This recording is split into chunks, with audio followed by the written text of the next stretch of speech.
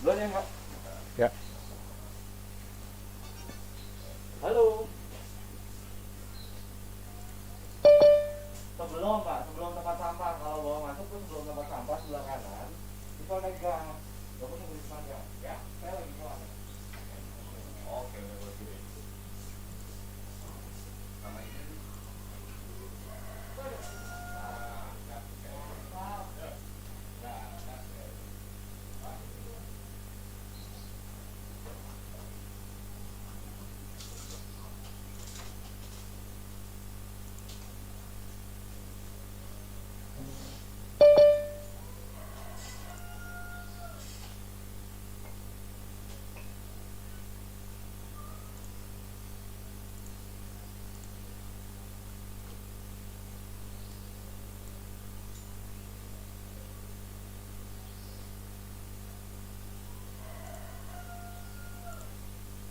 Kita dalam waktu dekat ada itu nggak sih? Ada apa?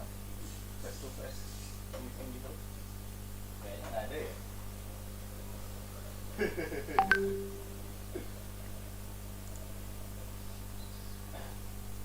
Gue berencana mau minggu depan mau balik soalnya. Swipe dulu tapi ya mau pulang. Alasan mobil. Enggak, sekarang naik pesawat juga harus swipe dulu bis ternyata. Peraturan yang baru. Kalau kereta rapid doang, kalau swipe, kalau pesawat harus swipe.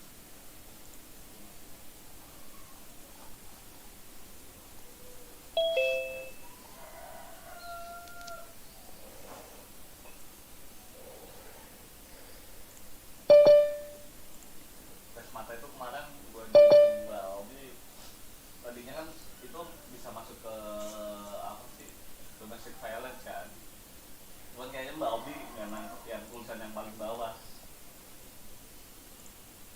yang gitu. Dia nangkepnya cuma yang atas doang.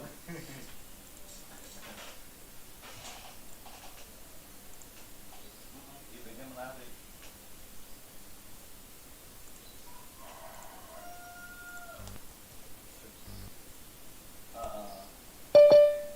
Itu menarik.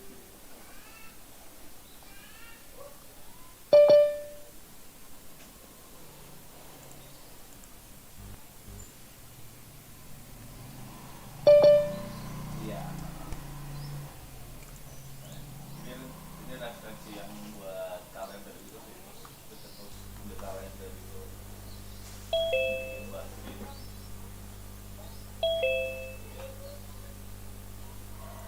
Udah pagi juga belum ada obrolan apa-apa sih sama Mbak Obi, cuma bilang gitu doang.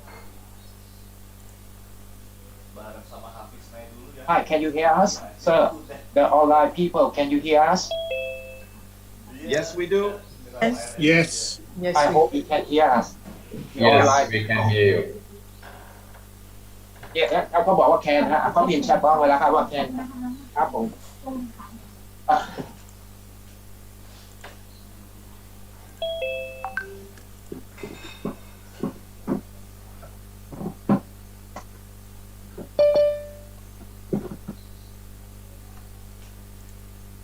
Jangan lupa. Kalau saya dibikin bingung. Good morning, good afternoon, everyone. Just checking sound check, just make sure we're getting sound here. Colleagues on the line, can you hear? Yes, we hear you well. Thank you very much. Yes, I can hear you, Tom. Yeah. Thank you. Good morning. We are going to start in a second now. On both online, offline platform, this is the interpreter talking to you. The interpreter is talking to you right now. We are going to start in a second, please. The chair is here already. Thank you. It's here already. Everybody is ready. We're gonna start in a second. We are ready to go. Yes, right. Thank you.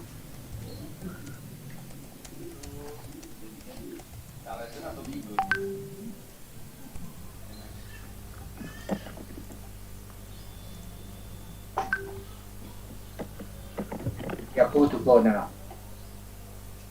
Good morning, colleagues. Apologies for the delay in getting started. There were a few technical difficulties, so please do bear us, but we're ready to get underway now with the session. If you have any problems in terms of the interpretation or the technical connection, then please do email as referred to in the invitation to you there to Habitat BKK or to Facebook, and we can reply to those messages to support. But with no further ado, we're running a little late, so we'd like to get started right away. First off, we'd like to warmly welcome Mr. Chawan Sirinak, Deputy Permanent Secretary of the Bangkok Metropolitan Administration, for very graciously hosting us here today at the City Planning and Urban Development Department for his opening remarks. Over to you, Mr. Chawan Sirinak. Thank you.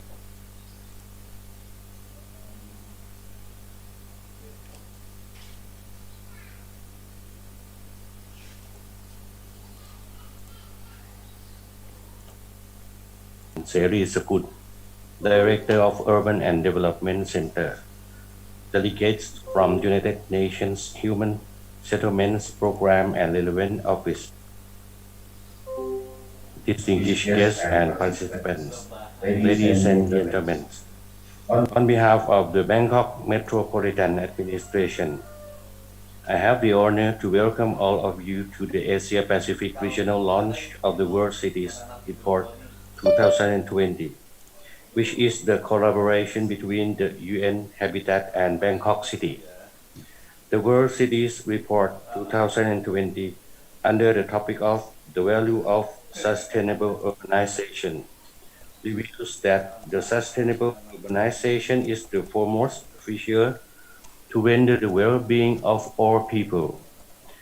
The UN Habitat has indicated that the report provides evidence and policy analysis of the value of urbanization from an economic, social, and environmental perspective, including the unquantifiable value that give cities their unique character. The report reflects that cities with good governance, good management, and financial support can be resilient, have ability to recover from the great impact of pandemics, improve the quality of life, and fight against the poverty, inequality, unemployment, and other global challenges occur. The Asia Pacific Regional launch of the World Cities Report 2020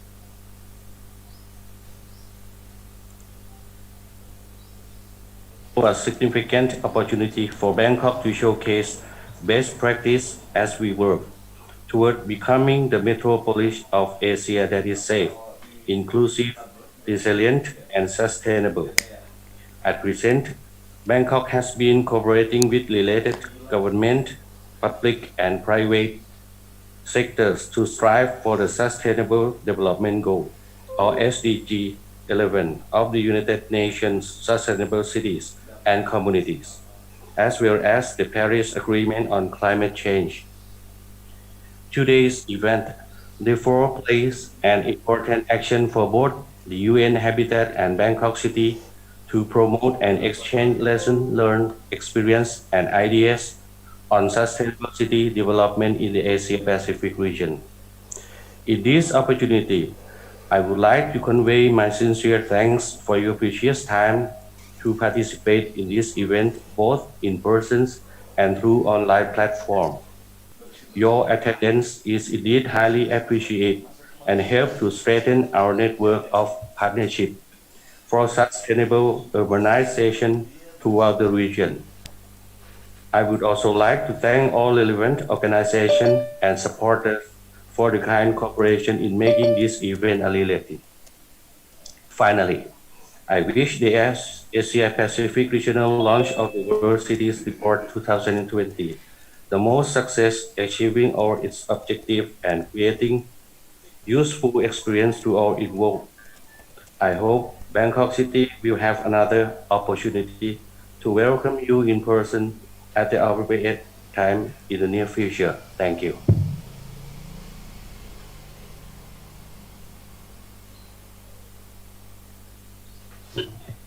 Thank you sincerely, Deputy Permanent Secretary Chawan Siranak, for your very kind words and opening us into the formalities of this session there. If we may, with no further ado, we'll pass directly to Atsushi Kurosawa-san, Regional Representative of UN Habitat, for his opening comments. Over to you, Atsushi.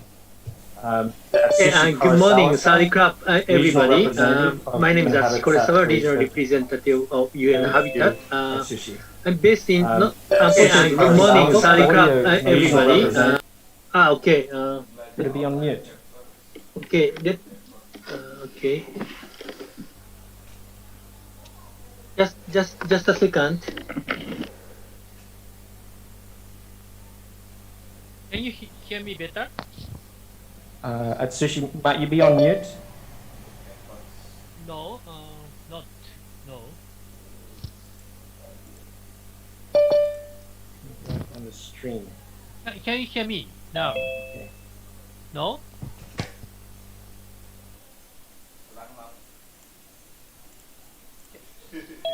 Can you hear me better?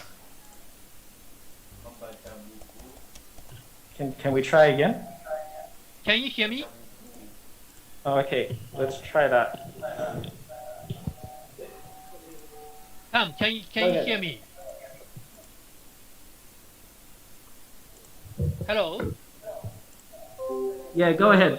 Okay, thank you very much, and good morning, and sorry for this trouble. I'm Atsushi Kurosawa, I'm UN Habitat Regional Representative for Asia Pacific. Today, Executive Director of United Nations Human Settlement Program, UN Habitat, Madam Maimuna Mohammed Sharif, she wanted to join us. However, due to some emergency, she can't make it. So she sent her message, opening remarks, which I'm going to read on her behalf. Let me start. Good morning to those of you joining us from Bangkok, and very good morning or afternoon to everyone from across Asia and Pacific region.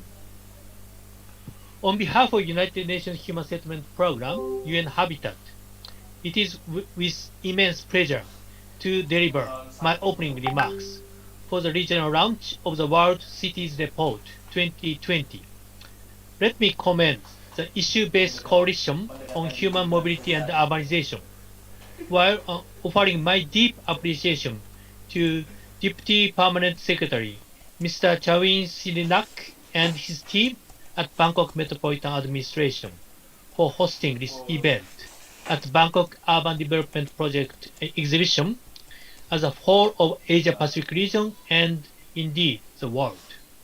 Prepare for the monumental task of recovering from COVID-19 and building back better, smarter, and greener. The cooperation founded by the Regional Collaboration Platform Asia Pacific is the epitome of the broader United Nations reform, and many thanks to Christelle Younes, Deputy Regional Director, UN Development Coordination Office Asia Pacific, along with fellow co-chair of the IBC, that's Issue-Based Coalition, Dr. Nenet Motas, Regional Director of IOM, for joining with us to offer support to this important event. With 2020 coming to a close, we all must be relieved to see the year end. And with the recent promising news of successful vaccine trials, we can be hopeful that 2021 marks the beginning of phase of recovery from the ravaging effects of the global crisis, that is COVID-19, especially on urban poor and informal settlements. In the wake of one of the worst public health crises, COVID-19 has exposed and exacerbated underlying inequalities in cities. Yet, in the spirit of the hopeful before I give the floor to our distinguished speakers, Let me just give some housekeeping rules. As per practice now, the best practice is to keep us off the camera when we are not speaking, and of course muted all the time when we are not speaking. I would like to inform everyone that we are recording this session for the benefit of those that cannot join us at this particular time but would like to hear what was discussed. And so we will be putting the recordings on the event page after the session. We will also put the presentation that speakers will use to the same event page. I will ask speakers to first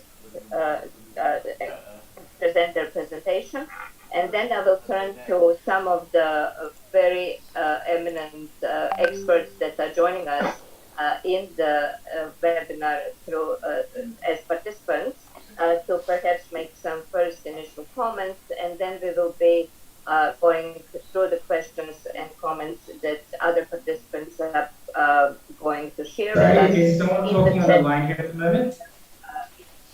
Sorry, I think you have a chat. someone here is talking on the Kindly line. put your questions, comments in the chat. If we have time, we'll ask for you to come on the screen and ask verbally. If not, I will quickly summarize the comment and ask on your behalf. I think this is all from me. I have spoken too long as usual, and so let me give floor to Christian I see to take away. speaking and Kwasanov. Right. Thank you very much, Mia, for the introduction. We'll do our best to match your expectations. Okay. First of all, welcome everyone to this webinar on the post-globalization value supply chain movements. Okay, Tom, it looks like there are kind of we are having two different meetings, but let me continue. Can you hear me? Yes. Okay, so let me continue the ED's message. In the wake of one of the worst public health crises, COVID-19 has exposed and exacerbated underlying inequalities in cities. Yet, in the spirit of the hopeful news on the vaccines and the season and New Year's, let me offer the main takeaway of my remarks be about hope and our aspiration for the future. In the midst of the pandemic, urban areas and cities offer us a glimmer of hope, as cities and frontline agencies have shown the way out in turning this grim situation around.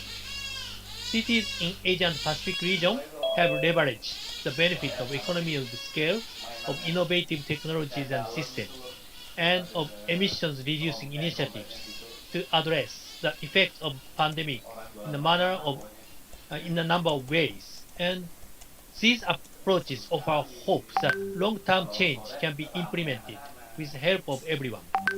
But even cities continue to battle COVID-19 with an arsenal of creative tools and approaches. We also cannot forget that other persistent urban issues are still going on and will continue to grow. Urban areas are continuing to consume land faster than they grow, and migration, inequality, and affordability are persistent. Those cross-sectoral issues are compounded by the pandemic as well as the climate change. As a report notes, 1.2 billion people are expected to be added to the Asia-Pacific region between now and 2050, a staggering statistic given land, economic, and environmental constraints. World Cities Report 2020 marks the case that cities remain central to the Sustainable Development trajectory. The Sustainable Development Goals, and particularly Goal 11 on sustainable cities and communities, recognize the transformative role that cities can play. COVID-19 brings to the forefront how effective and essential local governments and communities are to recovery process. As we celebrate the launch of World Cities Report 2020, let us join hands together to value our community, leaders, and communities themselves. It is only by going beyond acknowledging their contribution to opening up wider opportunities for them to network, co-create, and finance their initiatives. We can dedicate ourselves to the new urban agenda and sustainable development goals in this decade of action. Let us make the next 10 years really count. Thank you very much to all of you. That concludes ED's remarks. Thank you and sorry for taking so much time. And back, okay, let's go back to the term. Over to you.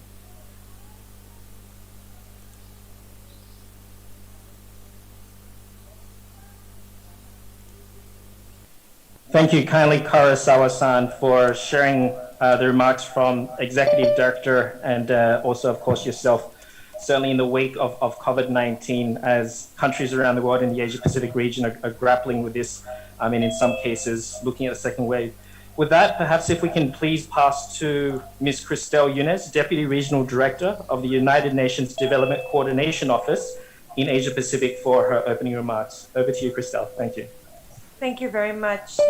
Good morning, everyone, dignitaries, distinguished guests, our co-hosts from the Bangkok Metropolitan Administration, from the United Cities and local governments, Asia Pacific, and of course from the United Nations, the Issue-Based Coalition on Human Mobility and Urbanization. The world continues to urbanize. By 2030, the percentage of the world's population in urban areas will increase from 56.2 to 60.4%. And by 2050, this figure is expected to grow to 68% and above.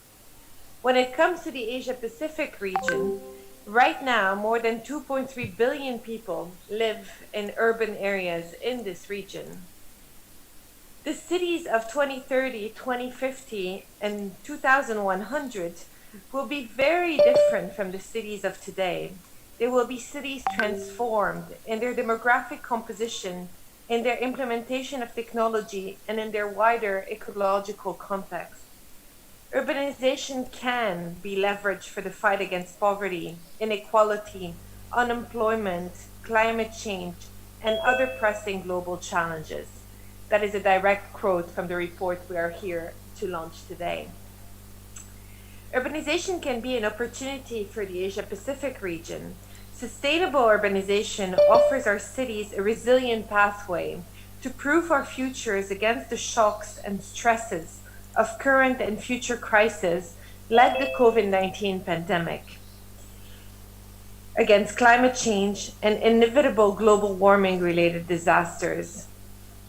The challenges of building cities sustainable enough to meet the changing needs of the future will require new ways of thinking and working, of addressing the structural drivers of environmental degradation and of economic and social inequality, as well as new kinds of partnerships with multiple stakeholders. The Asia-Pacific region offers recent success stories on the value of strengthening local planning, developing and aligning robust local, regional, national linkages, adopting smart city frameworks. Scaling up and expanding these success stories is crucial for our future. This is also what the World Cities Report emphasizes, that the value of sustainable urbanization will lie in galvanizing the forces of local government, of investment, innovation, and technology, and of environmental, social, and economic considerations. This value is rooted in cities being humanitarian, inclusive, cultural, civic-minded, and healthy spaces for everyone to benefit from. Of course, we at the UN want to support the authorities in Bangkok in the great work that they're doing. And in Thailand, the UN country team is comprised of 18 UN agencies, with each their own program, but also in collaboration, of course, with the Royal Thai government. Currently, this is under the framework of the UN Partnership Framework, but the consultations for its successor are already underway. Those frameworks, the current one and the next one, will be developed and to complement and support Thailand's national and global initiatives, including the 12 National Economic and Social Development Plan for 2017-2021, the 2030 Agenda for Sustainable Development, the SDGs, and the sufficient economy philosophy pioneered by the late King, Rama IX. At both the regional and country levels, the United Nations enjoy great close relationships with Royal Thai government through its various ministries and departments. Recognizing that local governments are at the forefront of the COVID-19 response, several UN agencies are working together with the Bangkok municipal authorities and other cities across Thailand in combating this pandemic. Bangkok city planning objectives are manifested in the 20-year development plan for Bangkok metropolis and its goals of a safe, compact, green, inclusive, and economic thriving city. Bangkok is comprised of 4 offices, 15 departments, and 52 district offices. The City Planning Department is responsible for city planning and prepared the Bangkok plans, including the Bangkok Comprehensive Plan, Specific Plan, and Area Development Plans. Such visionary planning by Bangkok should be a model for other cities in the region, seeking to grapple with overcoming its immediate ailments towards more strategic planning. Through the Bangkok Urban Development Projects exhibition and its model city showcased on the 3rd floor, and Bangkok Then and Now, a depiction of Bangkok through the ages by Steve Van Beek, we have the opportunity as part of this report launch to witness the transformative growth Bangkok has gone through from as far back as the 50s to the present day. Congratulations to great efforts of the Issue-Based Coalition, Human Mobility and Urbanization, for spearheading this unique event, bringing together national and regional stakeholders in this true spirit of the UN reform, together with participation and collaboration by several UN agencies. With Bangkok being one of the primary international hubs for UN cooperation and home to our office, my office, the Development Coordination Office for the region, we look forward to many more of these engagements between the UN family in Bangkok and BMA. On a personal note, I've just moved to Bangkok about a month ago, and I'm thrilled to be here. This is by far one of the most fascinating, vibrant cities I've ever had the privilege to live in. Thank you.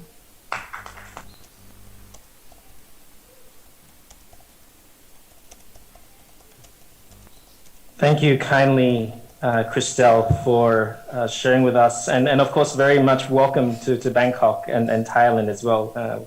Very glad to have you here with us. Colleagues on the line, we'll take a break now with regards to the program. So we'll actually move the video presentation until after the break.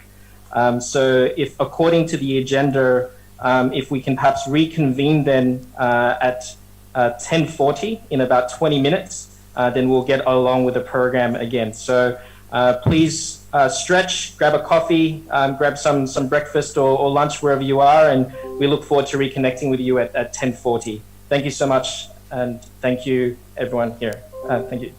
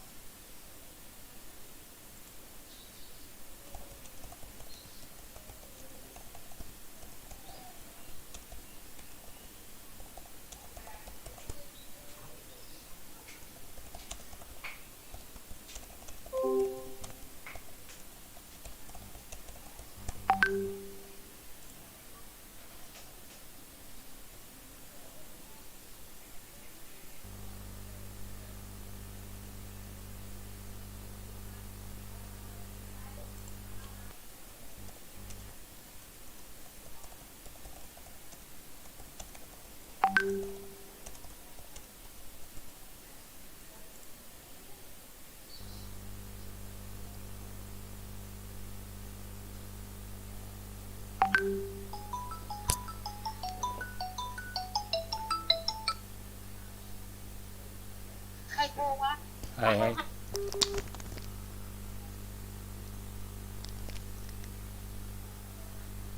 Hello, what happened? Oh, Tun just accidentally clicked it.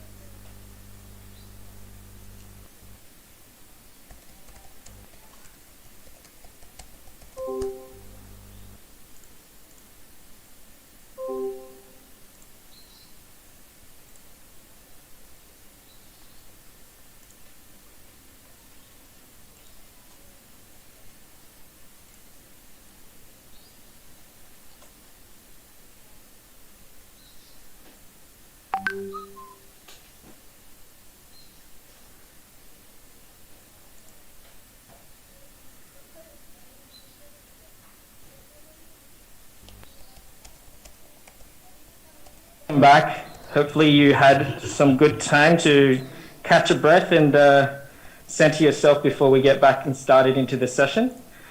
We have some exciting findings that are shared from the World Cities Report, which we'll shortly get into. And then we have a distinguished panel of experts and practitioners from all across the region, including actually from US that will be joining us shortly to share their experiences as well. So we'll start off here now by just sharing a quick video here, just to launch the World Cities Report, and handing over to Anger if you can help to put on the video. Thanks.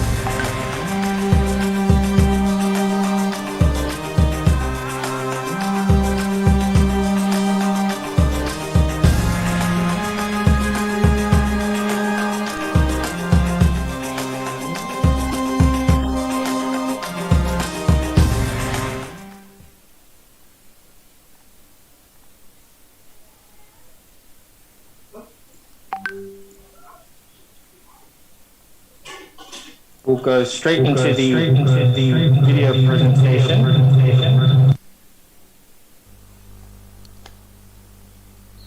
As my colleagues Anger or Manisha, if you'd like to proceed straight to the video presentation by Benedict Arima, our Chief of Global Reports and Trends Unit in UN Habitat, for the key findings from the report.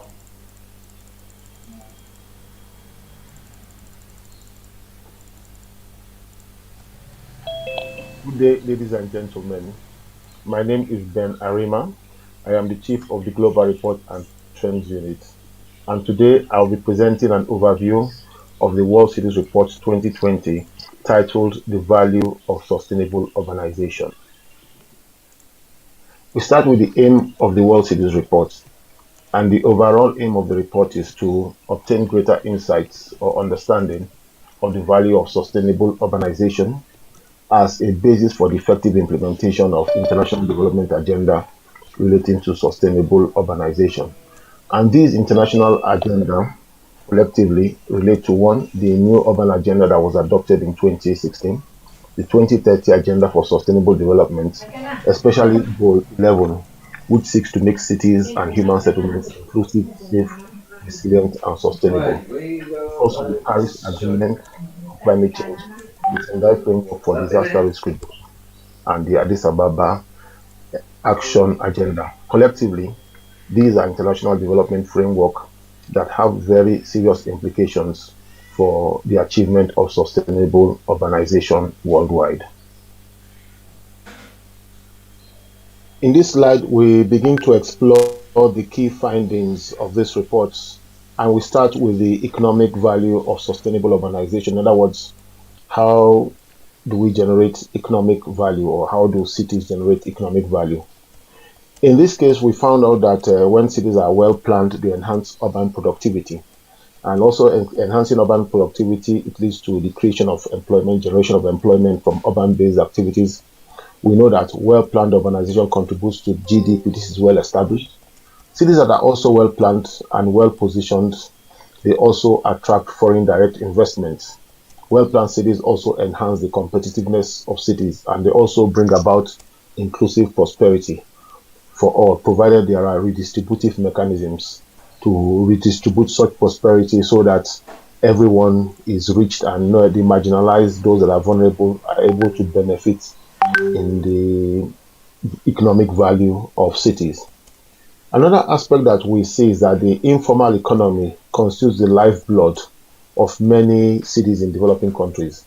If you look at certain regions, non-agricultural employment in South Asia, it accounts for 82% of employment, 66% in Sub-Saharan Africa, 65% in East and Southeast Asia, and 51% in Latin America and the Caribbean, and the lowest is in the Middle East and North Africa. So the informal sector, informal economy, plays a key role in the urban economy, contributing to the economic value of urban areas. Again, one of the things we found out in this report that the economic value of urbanization provides the basis for achieving the SDGs. In terms, it provides the financial power for achieving the SDGs. It also creates the conditions for also achieving the SDGs and the new urban agenda. And then from what we have seen is that the economic value of urbanization can also contribute to the recovery of cities from the COVID-induced recession. COVID had brought about destruction of livelihoods in urban areas and also resulted in increased incidence of poverty. So the value of urbanization in terms of prosperity, in terms of productivity, can all play a key role in the recovery from the COVID-induced recession. Again, one of the things we found out about urban areas, again, the dense network density of urban areas, these are generally seen as growth accelerators based on agglomeration economies. If not properly managed and they result in overcrowding, this can also provide embedded risks, as we see in the case of COVID, where we tend to have overcrowding. In other words, when density is not well planned or well managed, it can lead to overcrowding, and this can also be a problem in terms of addressing the issue of COVID. So these are some of the things that we found from the economic perspective, the economic value of cities as indicated in this report. These are discussed in greater detail in the report, but again, in such a short presentation, we wouldn't be able to go in greater detail, but can just provide an overview of what we have found in the report. In terms of the environmental value of sustainable urbanization, this report shows that nature-based solutions can be an integrated approach in delivering the environmental value of urbanization across the broad rural continuum. When we talk about nature-based solutions, we're talking about solutions that are based on ecosystem services. We talk about carbon sequestration, water and air purification, local climate regulation, and stormwater capture. So when all these are used and effectively in urban areas, these can all enhance the value, the environmental value of urbanization. Environmental and conservation practices play a key role, but again, what happens is that they might have unintended impacts, especially if they lead to the marginalization and displacement of marginalized groups, especially displacement of marginalized group. If there is an improvement in property values, rental value, or the quality of the area improves. So maybe low income and marginalized groups might have to move away from such areas. So these might have unintended impacts. One of the things we found out again, and which has been reported widely, is that despite the adverse impacts of COVID-19, one of the things that we found out is that the lockdowns resulted in a decline in CO2 emissions and short-term improvement in air quality. For instance, estimates show that global CO2 emissions will decline by 8% in 2020, and this is the greatest fall in CO2 emissions, even greater than the global economic crisis of 2008 and 2009. In India, again, for the first time in 40 years, we witnessed a reduction in CO2 emissions. Of course, this again is also attributed to a decline in the demand for coal. And this picture replicates itself all over the world, in cities all over the world, because we saw a reduction in energy consumption, reduction in CO2 emissions, and improvements in air quality on account of the lockdown. But again, most of these are short-term, and many countries and cities cannot depend on COVID to be able to bring about improvements in air quality. There has to be sustained investments in improved energy efficiency.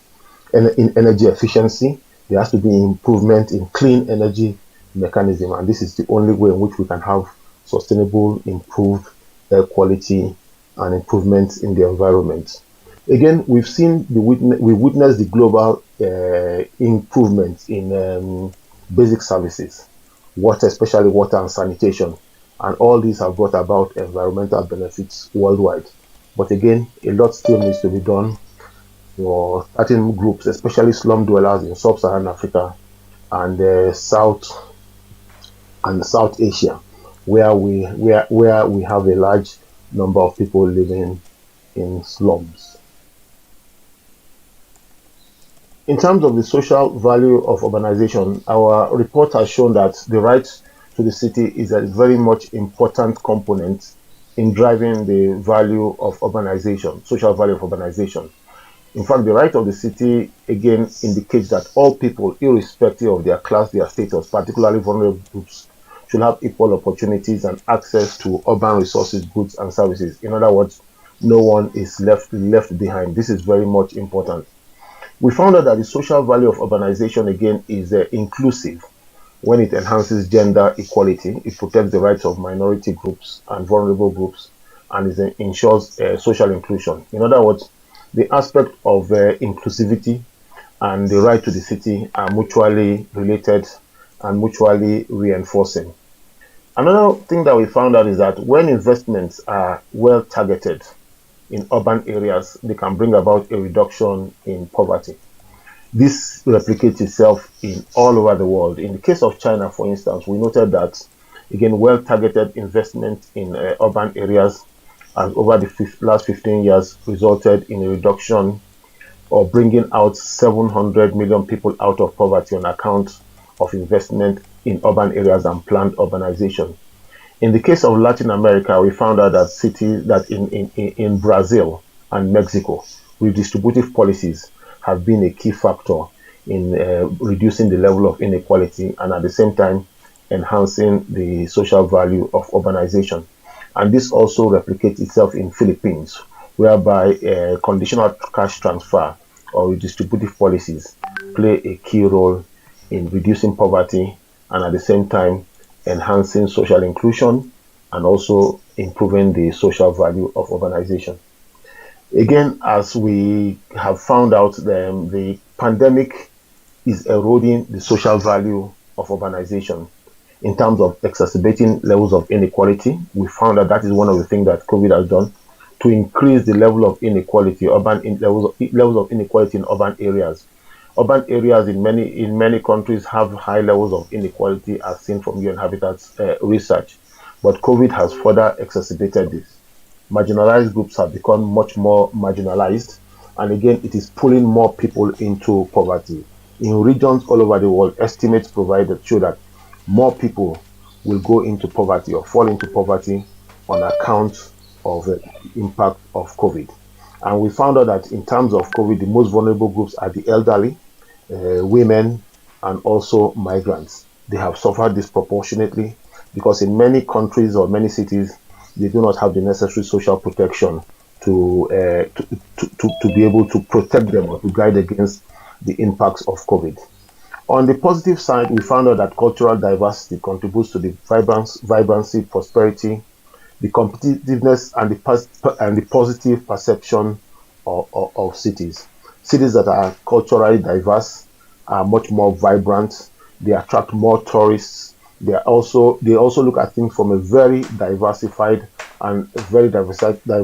context, which again all contribute to the social value of urbanization. Innovation and technology can play a key role in driving or fostering the value of sustainable urbanization. We found out that cities all over the world are deploying technology to address a wide range of urban challenges and bring about urban solutions at the same time. E-governance, for instance, has been a major beneficiary of the development of technology and innovation. It's also been applied in the area of mobility, urban services, energy, environment. In fact, there is a wide thought that innovation and technology could play a key role in enabling cities to address the climate change challenge in order to meet the goals of the Paris Agreement. Again, new technologies provide opportunities for cities to be able to meet SDGs and the new urban agenda, and in the process, generate immense value from the process of urbanization. So various technologies are being deployed by cities as a means of achieving the SDGs and the new urban agenda.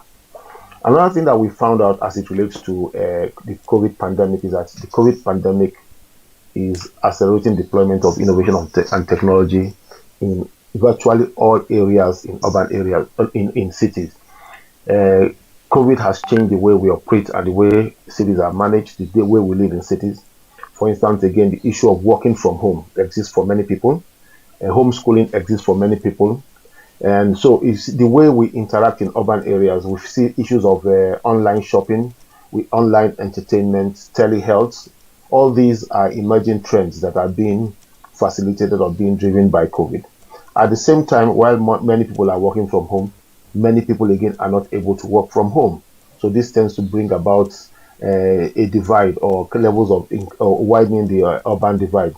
The same thing with online schooling. While few people rather are able to school online, many people, especially in developing countries where online facilities do not exist, cannot school online. Another aspect of innovation and technology relates to the adoption of smart cities. This is an area that is growing rapidly. The statistics that we got indicate that the smart cities investment or the demand for smart cities globally increased by over 600 billion in 2017 to 1 trillion in 2019, and this is expected to increase to 3.5 trillion by 2016. So many countries and cities all over the world are increasingly deploying smart technology, smart cities, so are adopting the technology of smart cities. But again, the results of these have been mixed, particularly in certain poor cities.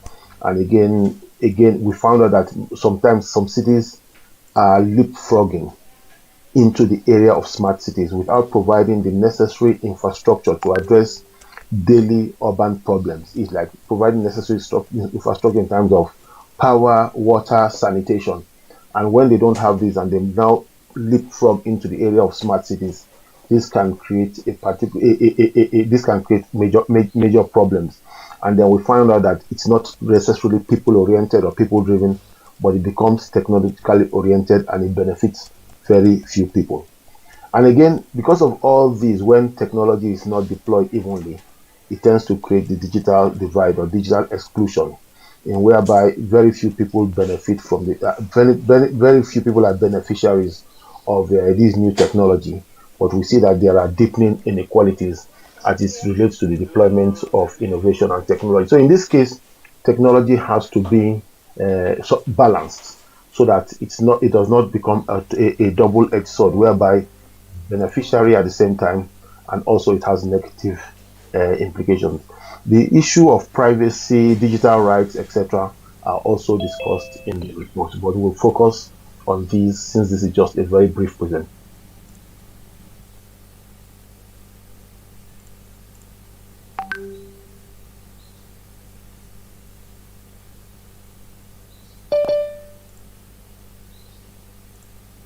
As Ben is sharing here in the context of his last point there, certainly with regards to the digital exclusion and the divide between communities in the Asia Pacific region. And I think that provides us the perfect segue into the next presentations that we have, where we wanted to give the opportunity for community and grassroots stakeholders to share their experiences and their challenges.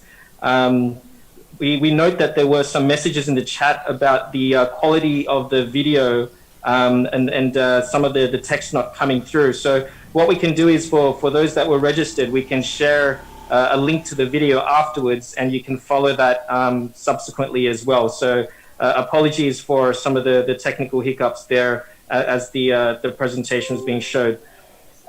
So with that to do, we would like to proceed in the next part of the program, which is with the presentations by stakeholder groups.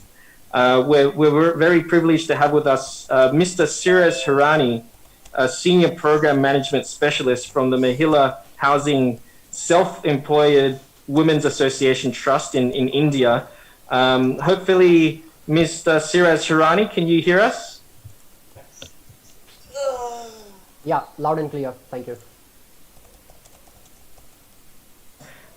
So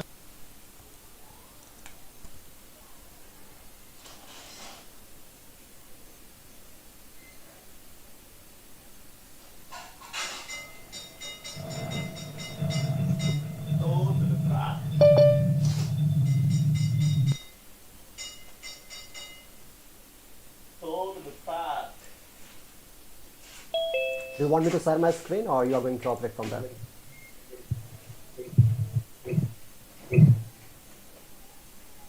comfortable to share your screen, please do. I see it's being shared now, so I think it won't be too long and you can just say next slide. So over to you, Mr. Hirani. Thank you. Good morning and namaste to everyone. My name is Siraj and I'm from India representing Mahila Housing Seva Trust.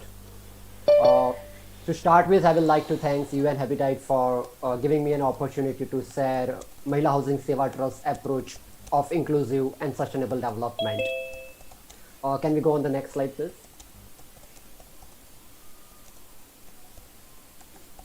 So I would like to start with a brief introduction about my organization, followed by the approach that we have for including the most marginalized community in the urban development process.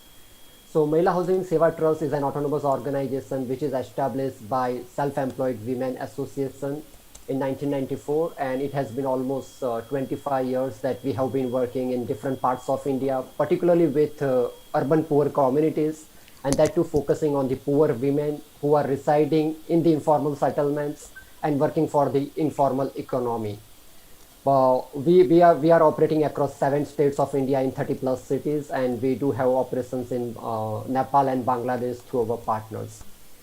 Our focus is how we can make sure that the habitat or the housings of the people who are residing in the informal settlements can be improved through the various interventions that we have under water sanitation, sustainable energy and climate change, affordable housing and land rights, livelihood, and most important, I think, how the principle of the democratic urban governance can be implemented on ground.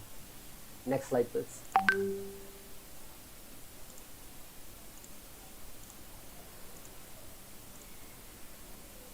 I will just like to, we had a very nice video presentation on key findings from the Water Cities report, but I will just like to highlight 4-5 points that I found it very interesting and which is relevant to my presentation.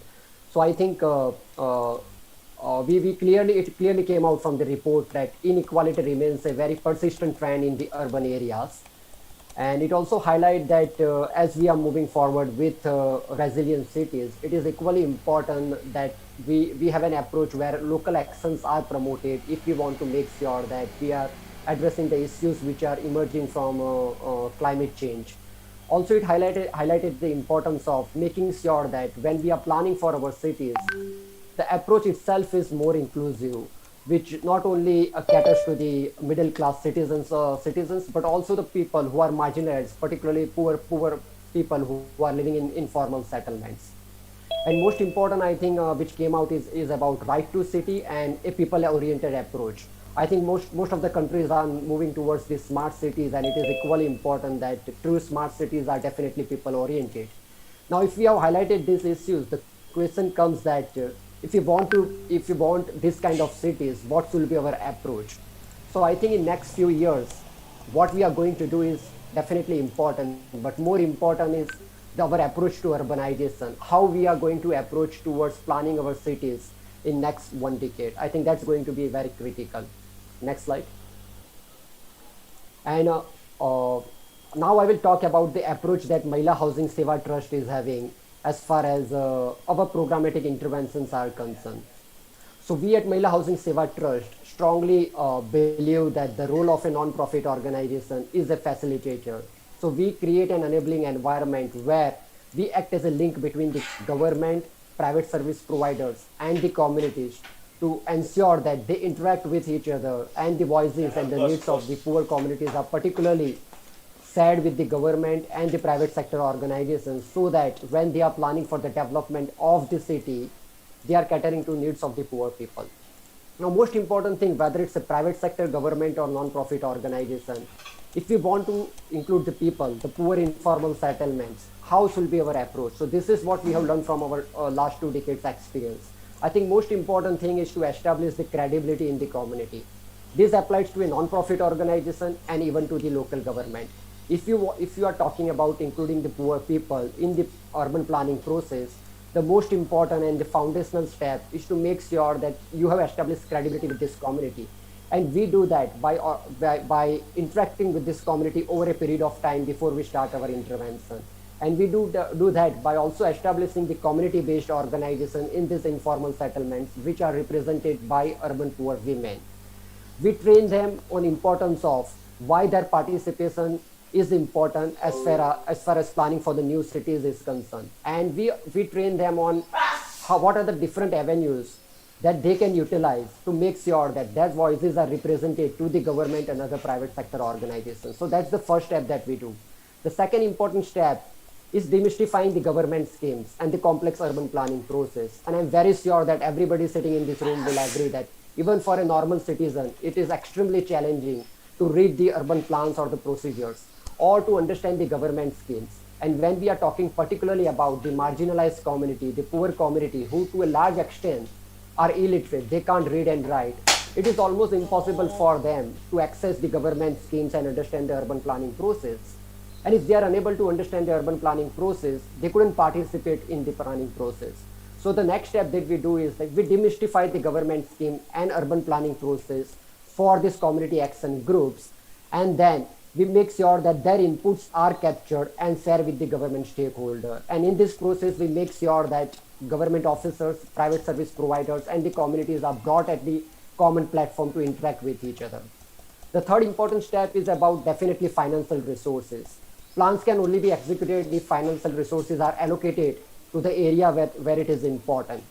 And we have seen that while cities are developing, there are informal settlements that have not been receiving the adequate funding for the development. And if you talk about the developing cities in global south, it represents almost 30 to 40% of the city population that is residing in informal settlements.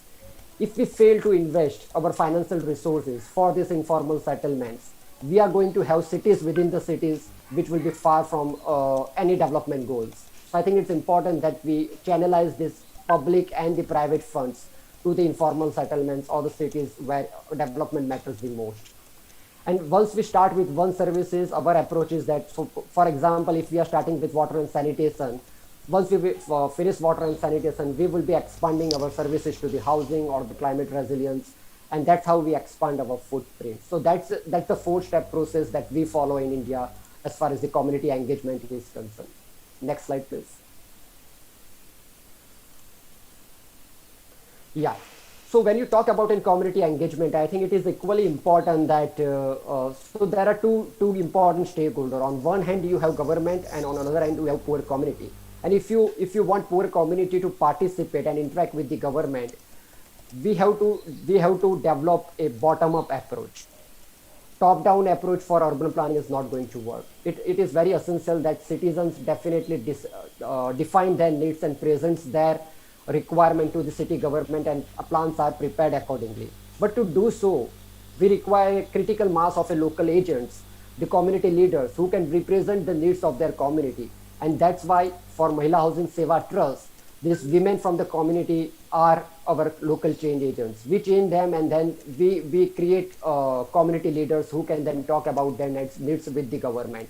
And we form a city level platform which is called Vikas Mills, where these women regularly interact with the government officers and plan and participate in the city planning process. So that's how the bottom-up approach has been created.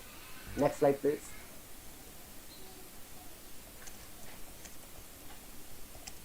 And how we do it. So I think this slide is extremely important because it takes you into the granularity of the community planning process. So when we start working with any urban informal settlement, let's say if an informal settlement is having 200 or 250 households, the first step is to make sure that a community-based organization is formed. And what we mean by community-based organization is that a women from each and every household will be member of this community-based organization.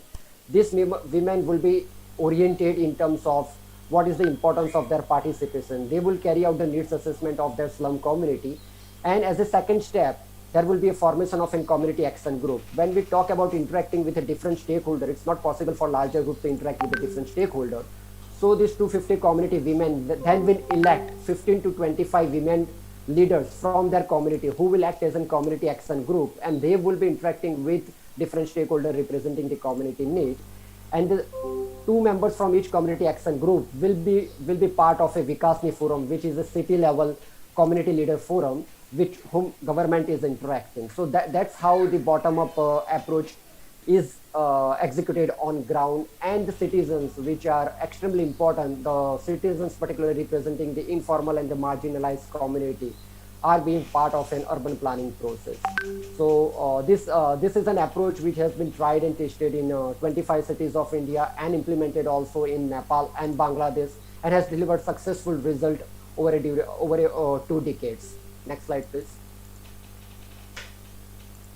So I will just like to conclude my presentation by just presenting some numbers. So with this approach, we have been almost we have almost reached out to 1,000 plus informal settlements in India across 7 cities, and there are a number of services which this community women have delivered it. So they are now not dependent on a non-profit organization, but these community action groups are operating on their own and delivering these services. Thank you.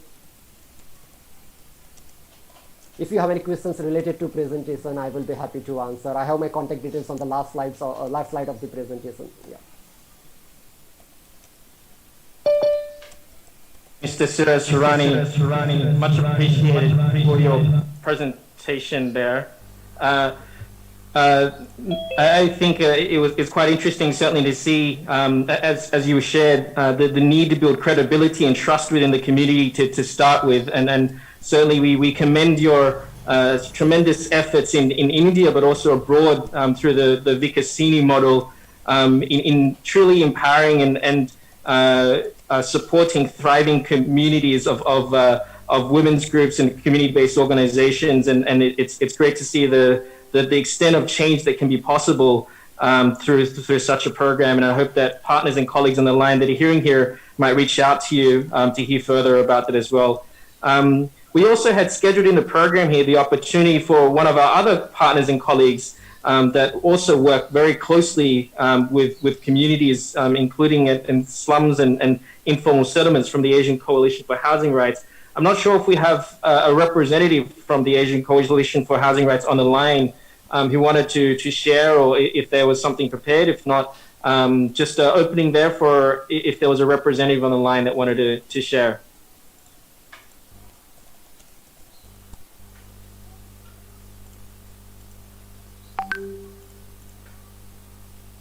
I take that as a no.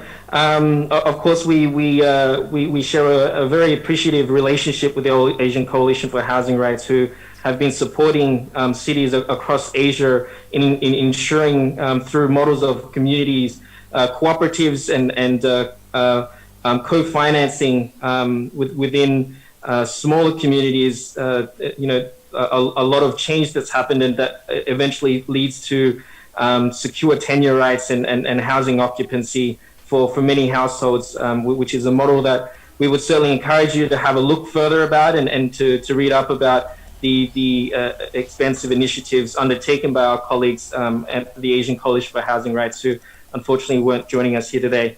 So then, taking that note from Mr. Siraj Hirani, underscoring the need to work from the bottom up and with the grassroots in empowering change and in ensuring sustainable urbanization, we'll hand over the floor now to a dynamic panel discussion led by our moderator, Mr. Laxman Pereira, Human Settlements Officer in our United Habitat Regional Office for Asian Pacific. We have esteemed panelists of guest speakers and practitioners shared from around the world who have come together and graciously shared their time to offer their perspectives and their reflections on the theme of the value of sustainable urbanization, which is, of course, the theme of the World Cities Report 2020. With that, handing over to Laxman for the moderation of the panel discussion. Thank you. Thank you, Tam. I hope you can hear me.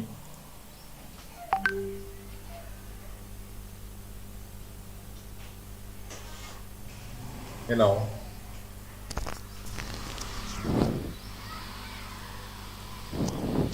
Loud and clear. Okay, you want me to switch on the video or the camera, or?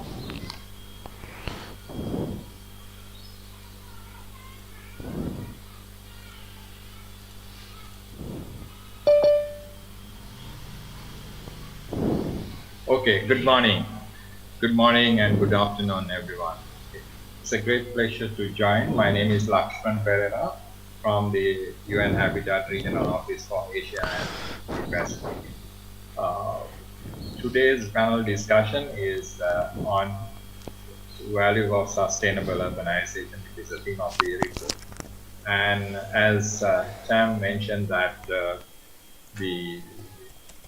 what we are trying to do in the panel discussion is basically to come up with some reflections, experiences, sharing experiences, and also the comments or the opinions on how the panel is looking at the value of sustainable urbanization.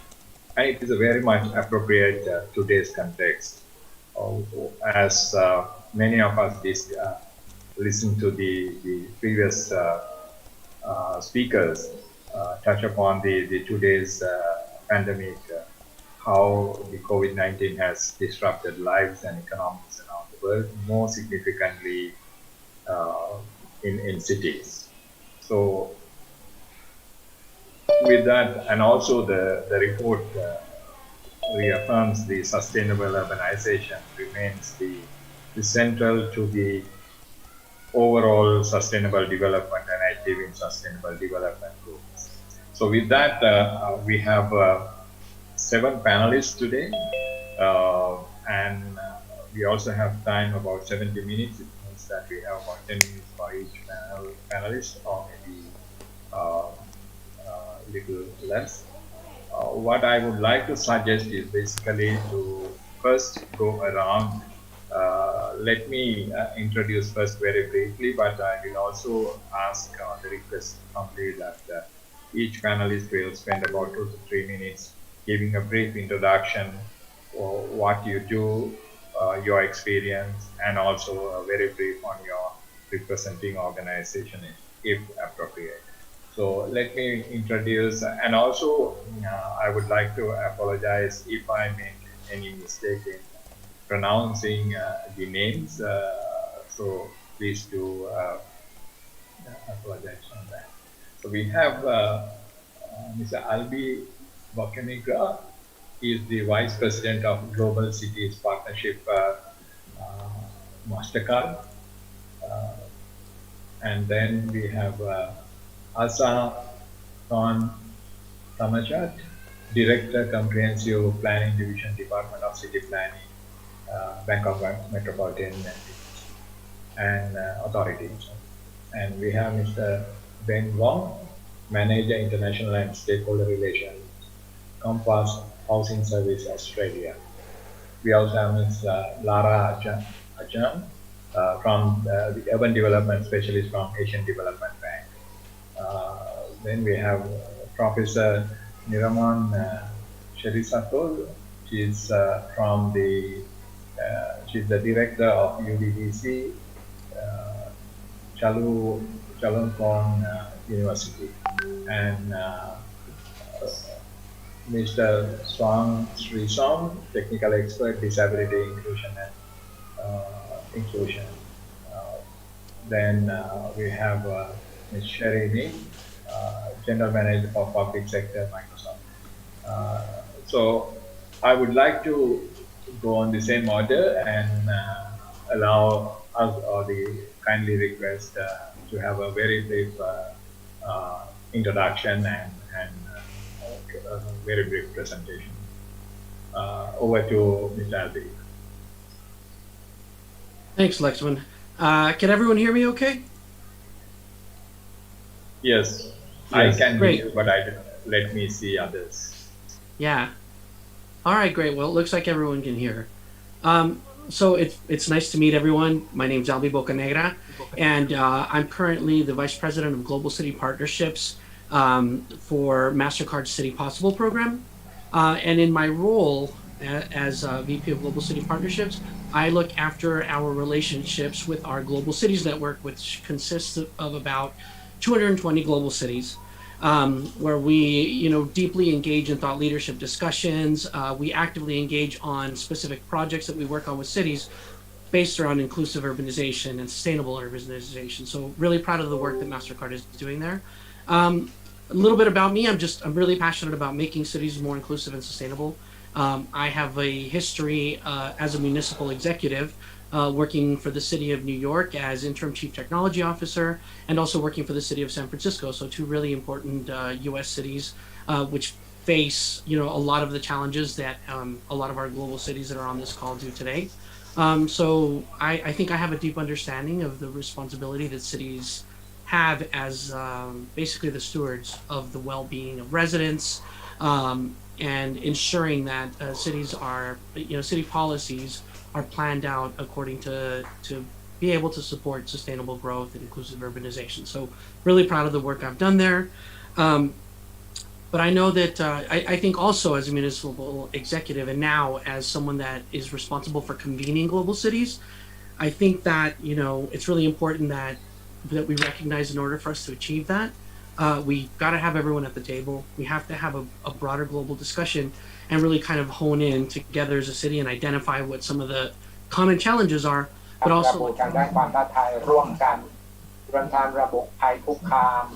รวมทั้งเป็นการกำหนดหนทางในการทำงานร่วมกันข้างหน้าการมีนะครับทางด้านของก็คือว่ามีผู้มีส่วนได้ส่วนเสียทุกคนมาร่วมกันนะครับถือว่าเป็นเวทีที่สำคัญเมืองอุตสาหกรรมนักวิชาการ NGO นะครับองค์กรให้บริการรวมทั้งพลเมืองด้วยผมเชื่อนะครับในวิธีการจากล่างขึ้นบนถ้าพูดถึงในการจัดการกับปัญหาประเด็นแบบนี้เมืองคนซึ่งให้บริการกับเมืองเราทุกคนก็รับผิดชอบ สำหรับการที่จะให้นะครับพลเมืองที่อยู่ในเมืองเป็นจุดศูนย์กลางแล้วผมก็มีความเชื่อในเรื่องนี้ Sustainable urbanization and inclusive urbanization aren't really like part of taglines or marketing campaigns. It's really it plays a significant role in everything we do. We believe that economic growth can't come at the expense of the planet, and we also understand that it's time for a different approach. Sustainability is essentially embedded in everything that we do. It's how we thrive as a company, it's how we drive forward our business, and it's how we support the communities that we serve, starting with local governments and municipalities for my line of business. And we're always searching for, commercially sustainable social impacts, and we want to make sure that we deliver short-term gains, but also building long-term systems that are going to set everyone up for success. And so we're really proud of the work that we're doing with global cities. And we have to organize ourselves around making ethical decisions, making good business decisions, but also make sure that we're guided by clear and sustainable purposes. And so really drive our conversations with our global cities, our academic partnership with Harvard Tech. When we build out our thought leadership discussions, we're really kind of putting that top of mind in all of our discussions. And so, so that's a little bit about the work I do. Really excited about the panel, and hope I didn't go over my 2 minutes there. Thank you very much, Mr. Aldi. Thank you very much for your brief presentation. Let me move into the Director Asa Pangamachat. He is the Director from the Department of City Planning, Bangkok Metropolitan Authority. Over to you.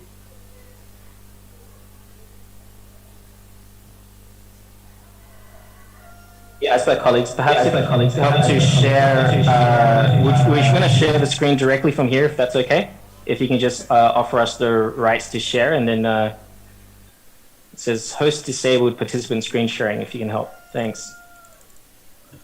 สวัสดีครับผมอาสาทองธรรมชาตินะครับขออนุญาตใช้ภาษาไทยเพื่อถ่ายทอดประสบการณ์ยาวๆนะครับแต่ว่ามันจะได้ละเอียดมากขึ้นนะครับก็เป็น Director of Comprehensive Plan Division นะครับของ BMA นะครับก็อยากจะบอกอย่างเงี้ยครับเมืองใดไม่มีพื้นที่สีเขียวในผังเมืองเนี่ยท่านอย่าไปเลือกอยู่อาศัยนะครับอันนี้เป็นประเด็นที่สำคัญมากนะครับการพัฒนาเมืองยั่งยืนหรือกระบวนการขยายตัวของเมืองอย่างยั่งยืนนะครับด้วยการเพิ่มคุณภาพชีวิตที่ดีเป็นมิตรต่อสิ่งแวดล้อมเนี่ยนะครับรวมไปถึงการพัฒนาเมืองที่มีระบบคมนาคมที่มีการขนส่งที่มีประสิทธิภาพสูงนะครับสร้างความปลอดภัยความสะดวกให้กับประชาชนนะครับและตัวประชาชนเองก็มีส่วนร่วมกับการพัฒนาเมืองนั้นๆนะครับแล้วก็เราก็จะพัฒนาเมืองเพื่อต่อสู้กับโรคอุบัติใหม่ๆได้นะครับอันนี้ก็เป็นเป้าหมายอย่างหนึ่งเหมือนกันทั้งเมืองรวมกรุงเทพมหานครเนี่ยมีความพยายามแบบมุ่งมั่นนะครับว่าจะที่แก้ไขของเมืองซึ่งกรุงเทพเป็นเมืองที่มีปัญหาเยอะมากนะครับตั้งแต่การเติบโตเป็นเมืองมหานครนะครับโอเวอร์บอร์เดอรี่เลยนะครับเป็นไพรเมทสมัยก่อนก็จะเรียกไพรเมทซิตี้นะครับแล้วก็ถึงต้องหายุทธศาสตร์อะไรก็ตามนะครับที่พัฒนาเมืองอย่างไร้รอยต่อกับเมืองในจังหวัดปริมณฑลนะครับอันนี้เป็นประเด็นที่สำคัญมากประเด็นหนึ่งเหมือนกันแล้วก็อีกเรื่องหนึ่งก็คือเมืองของเราเนี่ยค่อนข้างจะไร้ระเบียบนะครับหรือเราเรียกเมืองสเปะสปะนะครับเป็นสกอเป็นอะไรนะครับก็พัฒนายาวไปจนไม่รู้ว่าแต่สุดสิ้นสุดการพัฒนาอยู่ที่ไหนอย่างเงี้ยครับก็ลำบากในการจัดสรรงบประมาณในการดูแลประชาชนนะครับแล้วก็อีกปัญหาหนึ่งที่สำคัญเลยนะครับเหมือนทุกคนทั่วโลกจะบอกว่ากรุงเทพเป็นเมืองที่มีทราฟฟิกแจมมากๆนะครับมีรถติดมากที่สุดในโลกเลยนะครับอันนี้ก็เป็นแบบน่าขายหน้ามากเลยนะครับเราก็มีถนนอยู่เพียง7%ท่านนิรมนอีกท่านหนึ่งท่านอาจจะบอกว่าน้อยกว่านี้อีกอะไรอย่างเงี้ยนะครับแต่เท่าที่จาก GIS แล้วนะครับเราก็เพราะว่าเรามีแค่7%เท่านั้นเองฮะซึ่งเพราะว่าเมืองระดับมหานครของเราเนี่ยมีถนนที่น้อยมากนะครับผมว่าน่าจะน้อยกว่า7-11อีกนะครับแล้วก็ กรุงเทพมหานครของเรานะครับในฐานะที่เป็นรัฐบาลท้องถิ่นนะครับก็เราเป็นแห่งแรกของประเทศไทยนะครับที่เราได้ขออนุมัติจากคณะกรรมการผังเมืองกลางนะครับเพื่อมาวางและจัดทำผังเมืองรวมด้วยรัฐบาลท้องถิ่นเองนะครับเป็นแห่งแรกนะครับโดยเราก็มีแนวความคิดหลักนะครับเพื่อนำมาใช้แก้ปัญหาเมืองข้างต้นที่กล่าวมานะครับตั้งแต่ก่อนผังเมืองรวมปี 2542 นะครับก่อนจะมีระบบขนส่งมวลชนทางรางด้วยซ้ำนะครับซึ่งขณะนั้นเนี่ยเราได้รับความช่วยเหลือทางวิชาการจาก MIT นะครับจากอเมริกา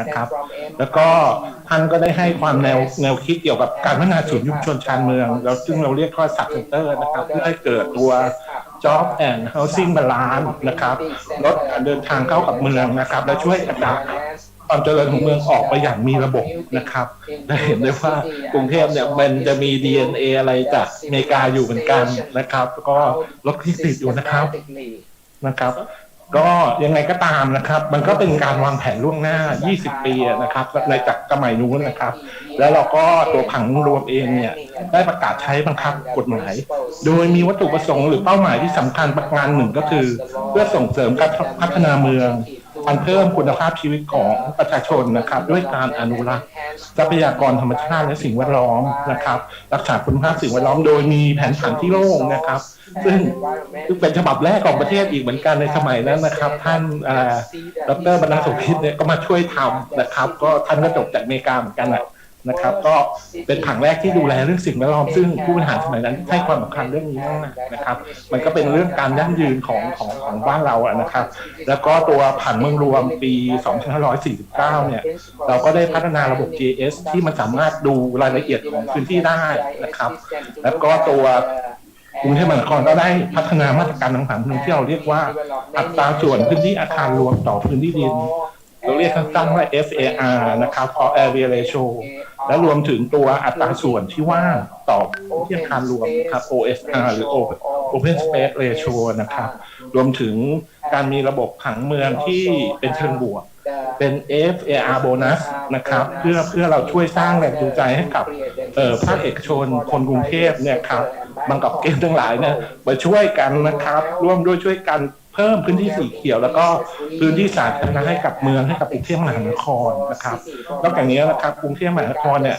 ยังส่งเสริมการพัฒนาโดยรอบสถานีรถไฟฟ้าด้วยนะครับทั้งนี้ก็เพื่อส่งเสริมให้ประชาชนได้ใช้ระบบรถไฟฟ้าระบบทางรางเนี่ยมากขึ้นนะครับระบบตัวผังเมืองใหม่ๆเนี่ยเหล่านี้นะครับจะช่วยความชัดเจนในการปฏิบัตินะครับในการพัฒนาที่ดินทั้งของภาครัฐและของภาคเอกชนนะครับแล้วก็ช่วยลดปัญหาเมืองไร้ระเบียบที่ข่าวมานะครับแล้วก็ตัวช่วยกำหนดทิศทางของเมืองเนี่ยได้ชัดเจนขึ้นมีประสิทธิภาพขึ้นมากขึ้นนะครับด้วยการกำหนด FAR เนี่ยประชาชนจะมาต่อรองเรื่อง FAR เท่าไหร่ตรงนี้เท่าไหร่เนี่ยครับมันก็จะมีความชัดเจนในการพัฒนาที่ดินมากขึ้นเจ้าหน้าที่รัฐเองเนี่ยเวลาบอกกับประชาชนก็จะบอกได้ชัดเจนว่าแปลงนี้ทำได้ทำอะไรได้นะครับซึ่งอันเนี้ยมันก็ช่วยกับทางภาพรวมของรัฐบาลในการควบคุมทิศทางของเมืองได้มีประสิทธิภาพมากขึ้นนะครับ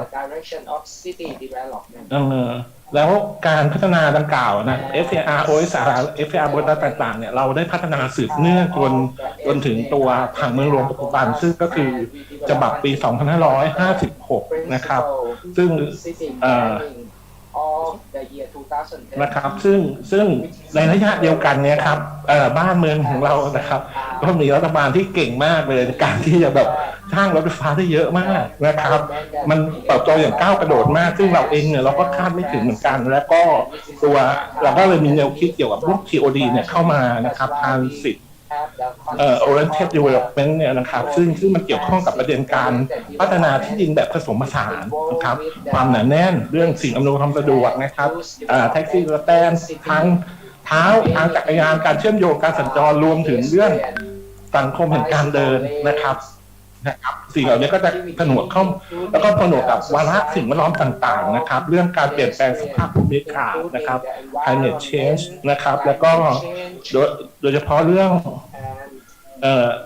มีการพัฒนาบริเวณโดยรอบรถไฟฟ้าด้วยนะครับแล้วก็รวมถึงมาตรการลดโลกร้อนภัยพิบัติต่างๆซึ่ง เราจะปรากฏอยู่ในแผนผังนะครับแล้วก็ดูมาตรการใหม่ๆนะครับแล้วก็นอกจากนี้ยังมีมาตรการเกิดขึ้นที่รองรับเรื่องสิ่งแวดล้อมเรื่อง climate change นะครับเช่นการป้องกันน้ำท่วมขุดลอกคลองอุโมงค์การขายใหม่แก้มลิงนะครับในกิจการสาธารณูปโภคด้วยนะครับเป็นผังแรกเหมือนกันที่เราจัดทำนะครับแล้วก็นอกจากนี้เรายังมีเขาเรียกตัว Biotope Area Factor ด้วยนะครับซึ่งอันนี้น่าจะเป็นมาตรการเดียวที่มีอยู่แล้วช่วยเรื่องลดความร้อนของอุณหภูมิของเมืองได้นะครับอันนี้เราก็ใช้บังคับอยู่ในปัจจุบันในผังเมืองรวมกรุงเทพมหา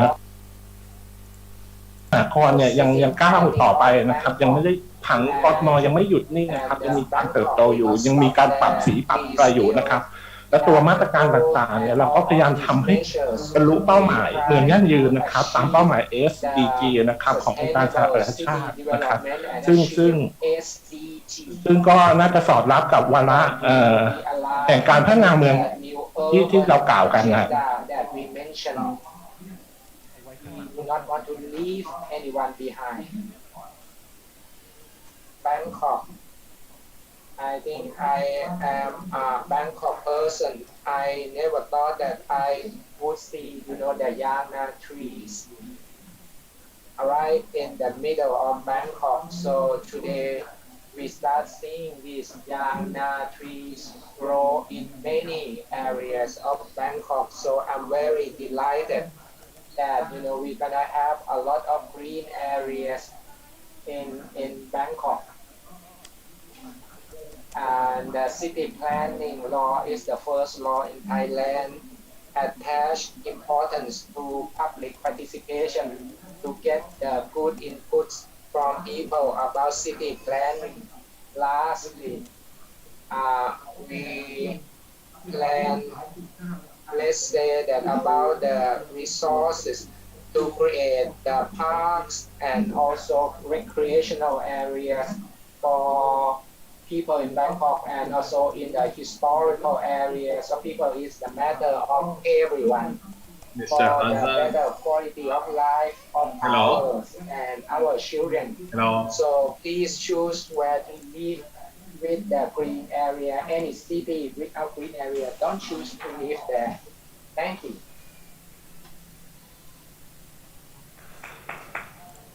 Thank you, Mr. Asad, Director. Let's move into, because we are running short of time, I also appeal that speakers to sort of limit to the 2 to 3 minutes of the introduction. And let's move into Mr. Beng Mong. I think back to yourself, Laxman. Hello. Thank you, Mr. Asa, Director of the Comprehensive Plan Division for the Department of City Planning and Urban Development, for sharing the work, of course, Bangkok is leading in this respect. Over to you, Laxman. Yeah, thank you, Chan. Let's move into Mr. Ben Wong. I invite Mr. Ben Wong to speak very briefly about self-introduction and also provide some information about the organization. Over to Mr. Ben.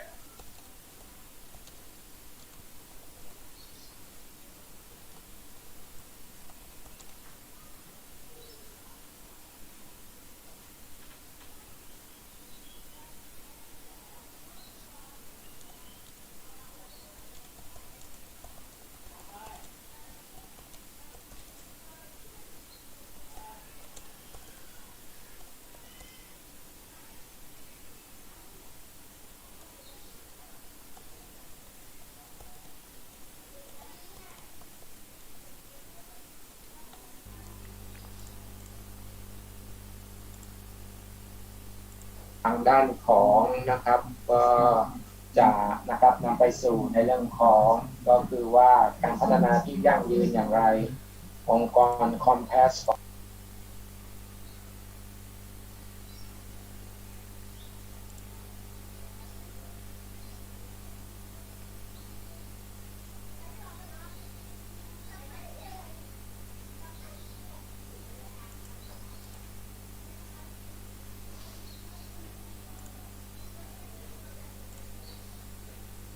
affordable shelter for most vulnerable group in the community. And basically our vision is that all people have appropriate and affordable shelter and are engaged in sustainable community. Now, underlying this vision is the belief that safe and adequate housing is a basic right. So basically what happened is that, we have adopted a value-based approach to engaging in sustainable development. A couple of key principles that I bring up is, number one, it is local solution to local problem. We are talking about empowerment and self-determination. We are talking about capacity building in terms of skill and technology transfer. And we are not adopting a big brother or a saver or problem solver kind of a position. We look at local contextualization and adaptation, but more importantly, is really engagement. Our approaches to the whole, engagement with sustainable development is really engaging from a different level of stakeholder, starting from the international, then we move downward to the region, to the national, subnational, and then to the local community themselves. I will just say a little bit about that later on. But the other thing is that sustainability is where we want to promote that any program that we put in place is going to be has continuity, and more important, they would have actually ownership. So our engagement with the sustainable development is in three areas. Number one is international and regional network and relationship. So basically, we build the network and relationship as a kind of a foundation that will eventually facilitate, our engaging at the different level. So you will notice that we started out really with the international. So we are very involved with the Habitat. We are involved with the World Urban Campaign. We are also we are involved with the UN Habitat regional rope, regional Asia Pacific region, and also UN Escape. And more recently, we are also part of the partnership of a recently formed Pacific Partners for the New Urban Agenda, which consists of UN Habitat, UN Escape, University of Melbourne, Monash University, Europe, Clear, and also Commonwealth Local Government Forum. So you'll find that you'll notice that we actually move down and create those relationships because we see that as fundamentally providing that kind of relationship and context when we start to engage with the local community. Secondly, we do advocacy and in terms of promoting housing as a human right, addressing the urban issue by our participation in a lot of the forum, starting from the UN Habitat 3 all the way down to high-level political forum, the WUF, the Asia Urban Forum, the Pacific Urban Forum, and so forth.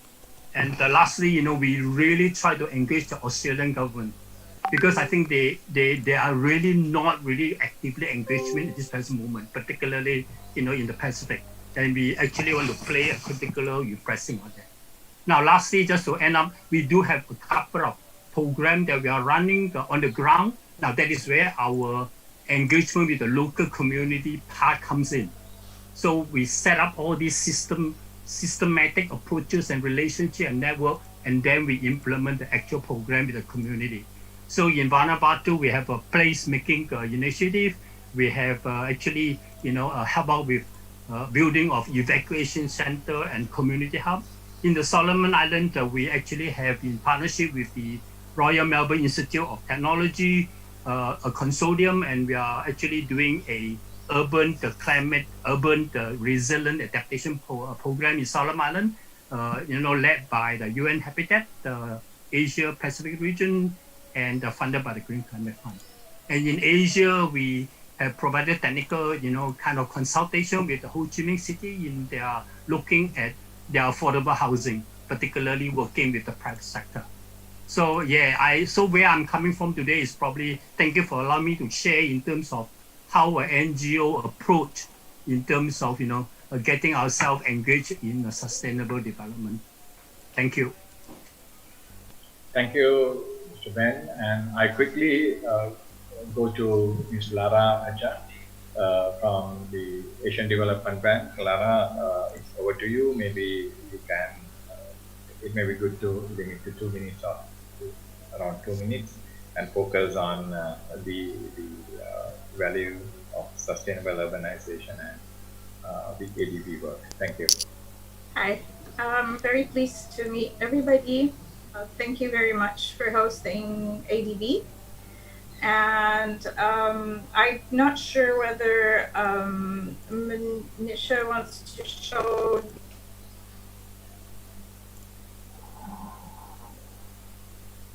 All right, so I work for the Asian Development Bank, and my name is Lara Arjan. My position is Urban Development Specialist, and I work for the Urban Sector Group in the Sustainable Development and Climate Change Departments for the Asian Development Bank. It seems like my speaker is not working. Can people hear me? No. Yes, we can hear you, but your voice is breaking time to time. Okay. All right, let me see. Is this better? Now it is better. Okay. So I work for the Asian Development Bank, as I said, for the Department of Sustainable Development, and we're the advisory branch of the Asian Development Bank. So I don't work in operations. The advisory branch works on providing advice and working through upstream work in terms of technical assistance and knowledge work to inform the bank's operations. ADB is a multilateral development bank, and we're headquartered in Manila in the Philippines. And we were established in 1966, and our mandate is a commitment to achieving a prosperous, inclusive, resilient, and sustainable Asia-Pacific region while sustaining efforts to eradicate extreme poverty. So how does this relate to urbanization? We have a strategy where we work in 7 operation priority areas. If you can go to the next slide, please. And if you look at our priority areas are not necessarily areas that you would expect. There's no sectors. We don't talk about the water sector or the transport sector. We don't talk about infrastructure per se, but we talk about what we want to achieve in areas such as gender, rural development, poverty and inequality. And specifically for urbanization, we do have an operation priority, which is livable cities. And that is where we aim with all our work is to achieve competitive, socially equitable and resilient cities. And these cities, and we think if we work in these areas, we do contribute to making cities, to improving the lives of people who live in the cities. Could we please go to the next slide, please? And then if you look at the state of this operational priority, which is the livable cities operational priority number 4, how do we do it? We improve the access and quality and reliability of services in urban areas. We also strengthen the planning and financial sustainability of cities. And we also improve urban environment, climate resilience, and disaster management of cities. So these are the 3 areas where we work in order to make people's lives in cities better. And we believe that if urbanization is well done, it can be a way to propel equitable growth. If it's not done well, then there are issues of inequality. So I guess I'm a really big champion of equity, and I'm really a big fan, and I'm very passionate about cities and how cities contribute to development. Thank you very much. Thank you. Thank you. Thank you very much. Let's move into the next panelist. Thank you, Lara. I think you can hear me. Yes. Yeah, Okay. I can, but I'm thinking that I'm not very clear, so I apologize. I don't know how to fix it. Okay, so let me come back to you with the question, so probably you can fix by that time. So let's move into I'll stop my video. Yeah, we are moving to the next panelist dialogue. Thank you very much. Let's move into Professor Niraman Serisakul. It's over to you.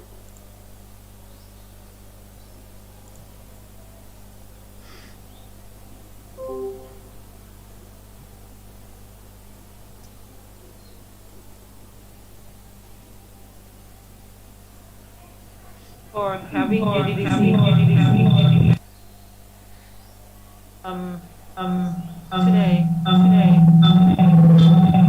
Your voice is going.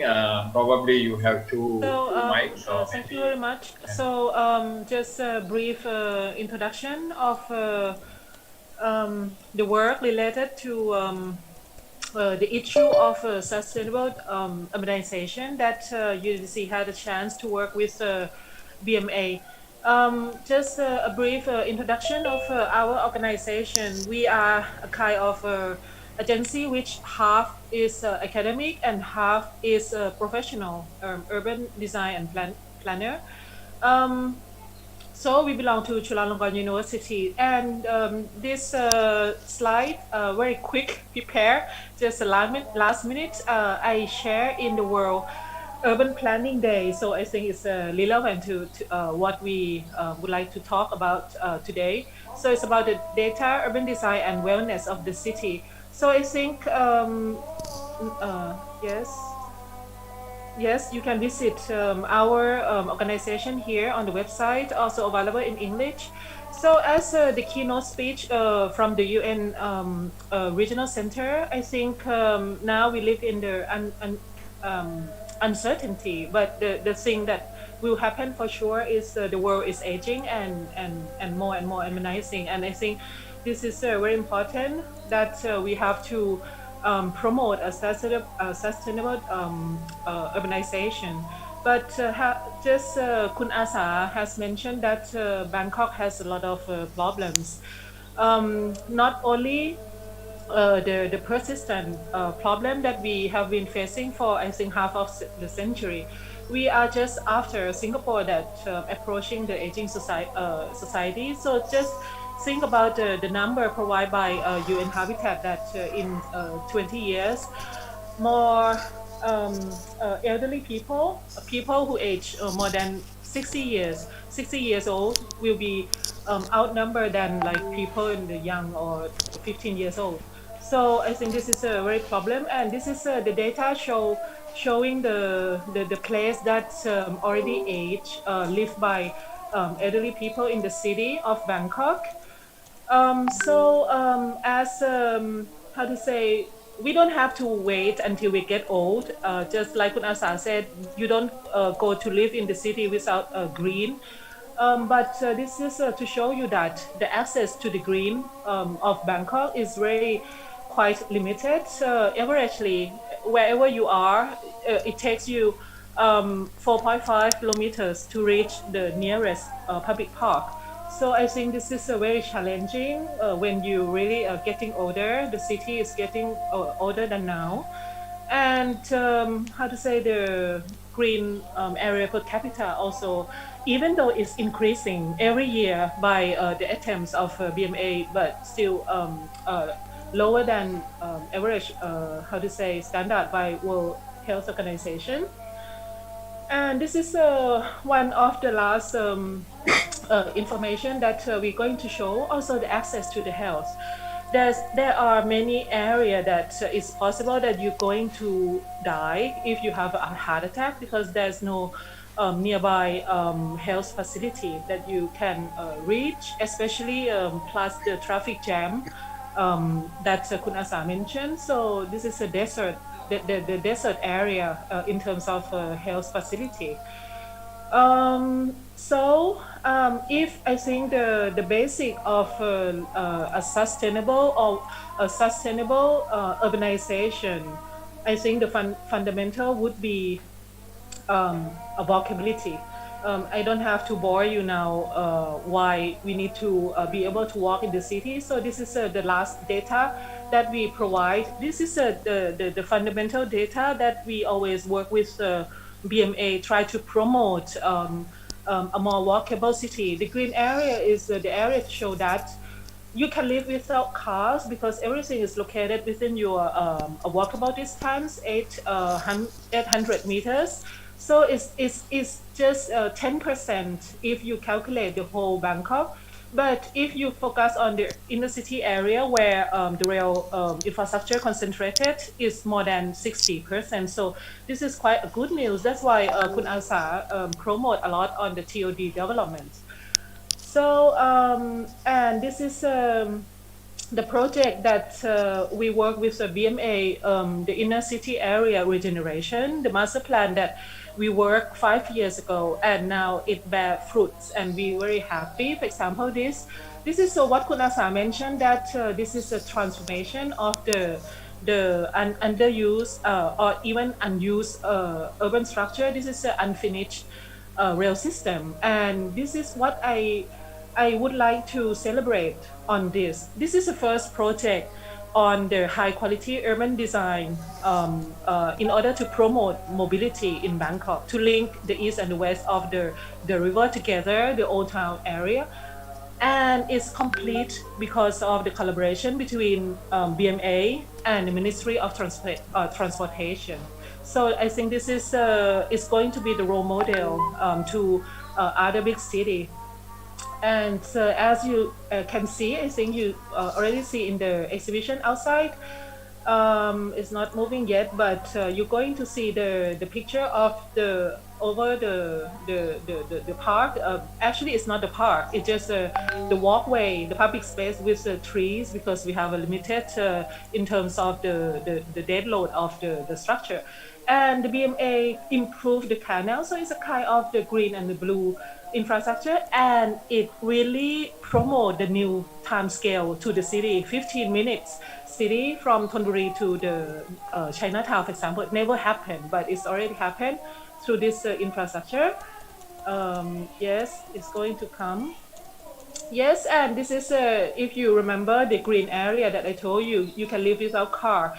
So it's increased a lot, like almost double, almost 200% before and after the construction of this sky bridge, and also the improvement, not only the sky bridge, but you have to also improve the network of the walkability. So if you can walk, if you can access by foot, means not only individual health is going to improve, but the opportunity for you to socialize, or even economic opportunity for local entrepreneurs, shops in the area. So this is why World Economic Forum celebrate this project, because this is the first clear evidence that BMA enter the new era. They reprioritize how they invest public money, not for cars anymore, but for people and pedestrians. And so this just to support many former speakers, that very important. A city, not only in Bangkok, is very complex, especially in the inner city area. You need to consult intensively, and this is the project of the Sky Bridge had been successful because of this. I mean, we had the consultation more than 50 times in 1 year. In several sites, and we have done a lot of collaboration between the governors within the BMA in several divisions. So if you talk about public participation, I would say this is a project that really came from a local idea. The red guy, the red shirt, the uncle, this is the origin of the idea of the bridge. But as you know, the project always sometimes is not really finished, or you need to, if you dream about the premium quality. So this is a fundraising. If you consult them enough, I mean, from the early days, they always want to support you. So this is a fundraising to plant more trees to the the entrance of the bridge from both sides of the river like this. So this is a really the project by the people with the city government. I think so. This is just the example. The governor always support the initiatives and this kind of how say urban regeneration to transform the how to say unused or underused structure to benefit more to the people, not only local but the city scale. So this is a upcoming project with the BMA. So try to link the city by foot and make it more green. So another new time scale, the newer time scale from the new CBD, the TOD by BMA to link to the old town. So this is just an example. So I think this is very, very important and UDC, Chulalongkorn University fully support the agenda by UN Habitat. And I think with the upcoming challenges, we need to really make it more sustainable and especially for make it more walkable. So Kun Sawang is going to support me, I guess. We work together on the walkable Bangkok project. Thank you. Thank you very much for providing such an important information. Very useful and very interesting. I quickly move to this one remote song. It's over to you.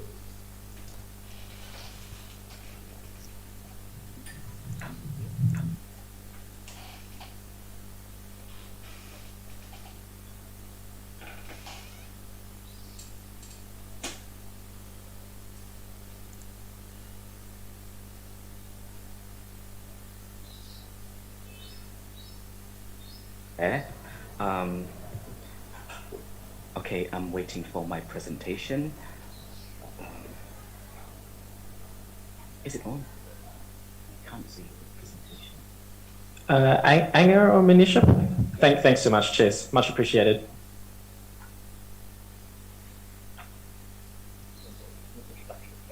Okay.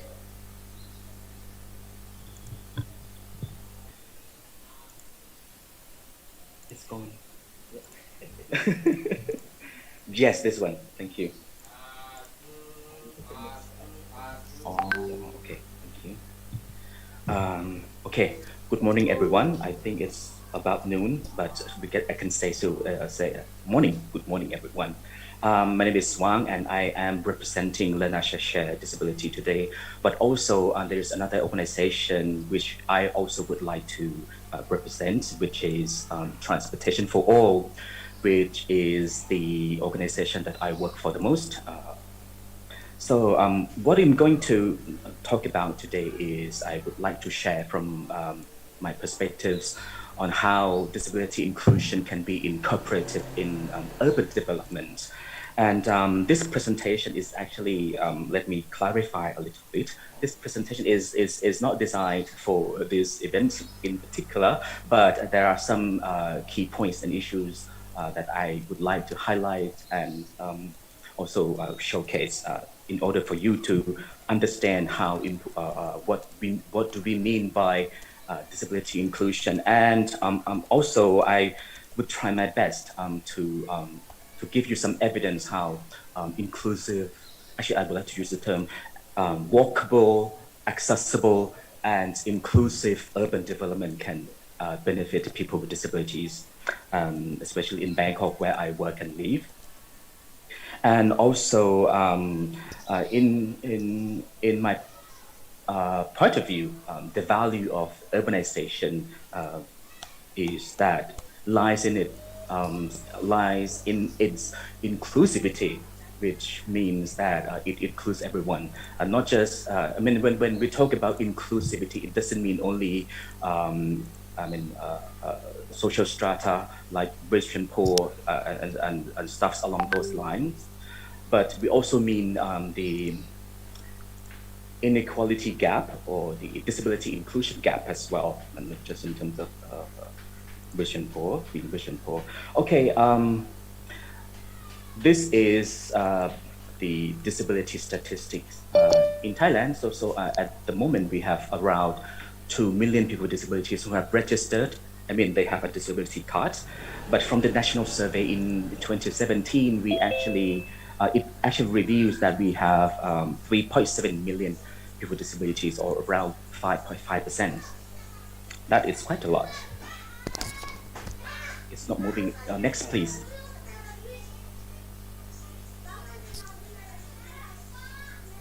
And this is when we started. So we coalesced in 1995 during the construction of the BTS SkyTrain, which was not accessible during that time.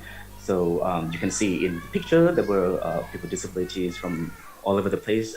They gathered and demanded for accessibility improvements during the construction. Next, please. So now you can see the difference. In 1995, actually, the BTS was in operation in 1999. Is that right? If not mistaken. So, at the start, there were only 5 accessible stations out of 23.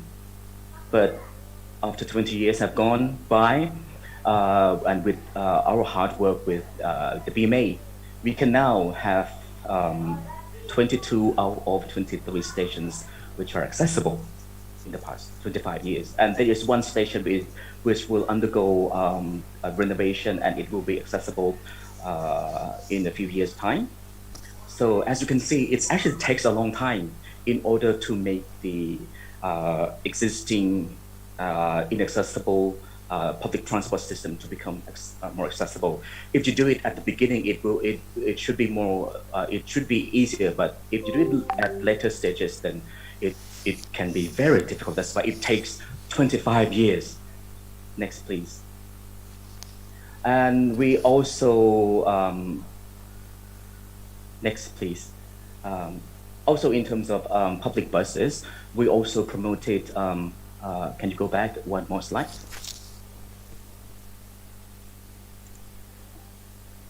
Okay, this one.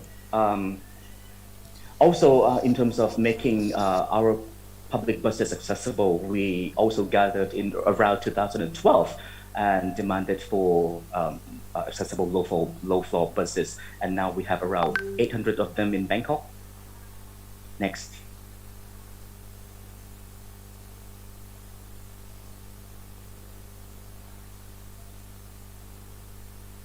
And this is the, in this diagram, you can see that this is actually not updated yet, because yesterday the Prime Minister opened 2 more lines.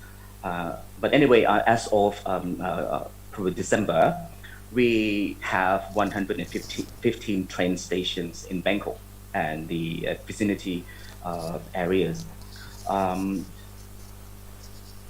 From our kind of probably measurement, I guess, around 61% of the train stations are practical for people with disabilities. What I mean by being practical is that you can actually enter a train station from both sides. Usually, I mean, in most cases, it's like that. And 39% are not so practical, mostly because they only have one accessible exit, which is, but anyway, it has improved quite a lot in terms of how people with disabilities can use this system to move around the city. Next, please.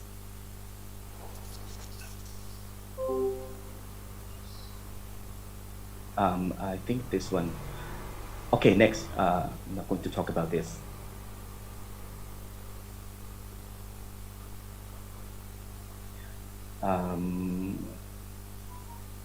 Okay. When we talk about disability inclusion, actually there are 4 stages in order to achieve full inclusion, and any country needs to go through all these 4 stages. So we start with the exclusion phase. So in this phase, people with disabilities are excluded. They are not part of, for example, if we are talking about urban development, they are not part of urban development, they are not part of the city. So they're excluded, there's no place to go. What's given to them is based on charity only. And the next phase, which is segregation. So in this phase, it's like you give them a separate place to live, for example, an institution, a shelter, special schools, special school, for example. So people with disabilities in their own world. And they are not, they don't usually associate with other people. We actually can still see this kind of phenomena still nowadays. And the next phase is integration. And in this phase, can you move the slide forward a little bit? Yes, two more times. Okay. So as you can see in the picture, the boat is actually the boat resembles what we call the city. And in the first phase, we just let that disabled woman swim because the boat is not accessible, and so she cannot use it. What she can do is swim across the river. But in the second phase, we'll give her a new boat so that she has her own boat to use.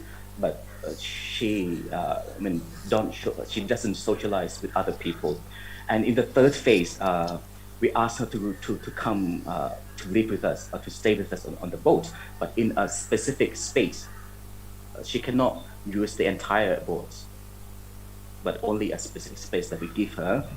And the last phase, which is ideal for us, for everyone, which is the inclusion phase.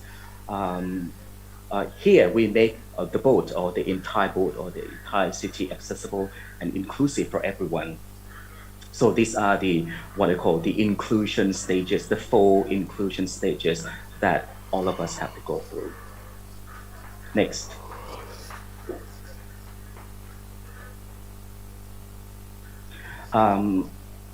In order to make urban development accessible, we need to remove barriers. And for people with disabilities, there are 4 types of barriers. So the first one is attitudinal barriers, which is socially constructed. The physical barriers, the ICT barriers. In the concept, we are talking a lot about smart cities, right?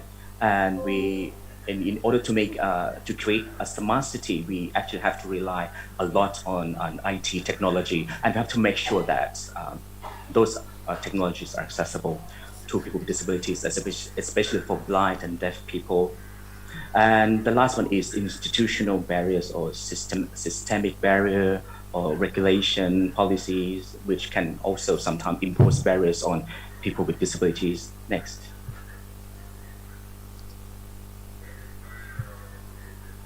Okay, this is one of the evidence that I would like to highlight why urban development benefits people with disabilities. So as you can see on the slide, in 1991, I'm speaking about the rail transport. During that time, only 3%, or not 3%, 13% of the stations were accessible. So, and because of that, I remember that I had to spend quite a lot of money for my traveling costs in 1 month. So this is my own cost. It's my own example. So I spent around $300 to $400 per month, or around 10,000 baht, which can be a 1 month salary for one person already, right? So I actually spent a lot of money on for my traveling costs. But then around 20 years later, as you can see, the number of practical stations have increased. So I actually spend less. So now, from my own calculation, it's only $30 to $40 per month. That has significantly increased, and it's saved my life actually. So now I have more money to spend on other things that are necessary for me. And I would like to highlight the two pictures below.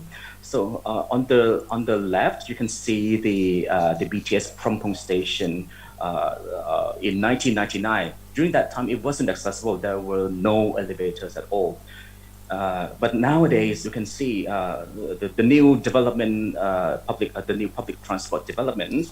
This station, which is located in the north of Bangkok, has 8 exits, and all of them are accessible. This is something that we cannot imagine that can happen in Bangkok. Because I remember that it was so difficult to ask for just one elevator during those days. But now, after 20 years, they have understood and they have realized themselves that accessibility does not only benefit people with disabilities, but everyone. Every passenger, pregnant women, older people, people with belongings and bags and luggage. And actually, their passengers are happy about having more elevators. And of course, it benefits people with disabilities. Next, please. And these are some of the ongoing projects that we have been involved in with the BMA. So one of the projects that I would like to highlight, which also corresponded to what the director of UDC had mentioned, is the Ratanakosin. We call it an island. It's actually an island because there is a canal and the river around that area. So what we are planning to do is making this district. If you don't know it, because actually Ratanakosin is probably not so familiar with foreigners, but it's where the Grand Palace is located, and also the UNSCAP headquarters is also there. So we are planning to make it more accessible, more inclusive, and more walkable. And as you know, is one of the most visited tourist attractions in Thailand. And after the development has been completed in a few years' time, I think it will. I'm sure it will stun visitors who come to Thailand after the pandemic. And what I like about this the most is that this project, because we are working with the Public Works Department of the BMA, UDDC, and other organizations, including organizations of people with disabilities. What I liked about this is it involves users like us at the beginning, so we can provide inputs right at the start on how to make it more accessible and usable, walkable, whatever it is, to all people, including people with disabilities. And the other projects are also coming up pretty soon. So, for example, the Chongwon-si Canal development and Ratchada Pisek development, and a lot more to come in the near future. And as I have lived in Bangkok for almost 20 years, and I noticed that in the first 15 years, there were urban development projects, some development projects, but most of them did not benefit people with disabilities. But in the past 5 years, what I have noticed is that there are more projects that also include people with disabilities and universal design and stuff like that, which are quite exciting for us. And I think it will benefit and it will enable independent living of people with disabilities in the future. And we will see more people with disabilities who will become more visible in public places, especially in terms of education and employment, and also tourism. Thank you. Next. Thank you, Mr. Swan. I believe you have finished because thank you very much for your attention. Let's move into the next speaker, next panelist, Sherin. I would like to put straight away when you are introducing or doing your presentation, I would like you to touch upon a little bit on the innovative technology and inclusiveness as a part of how we can move forward towards sustainable urbanization and more focus on the inclusiveness. So it's over to Sherry.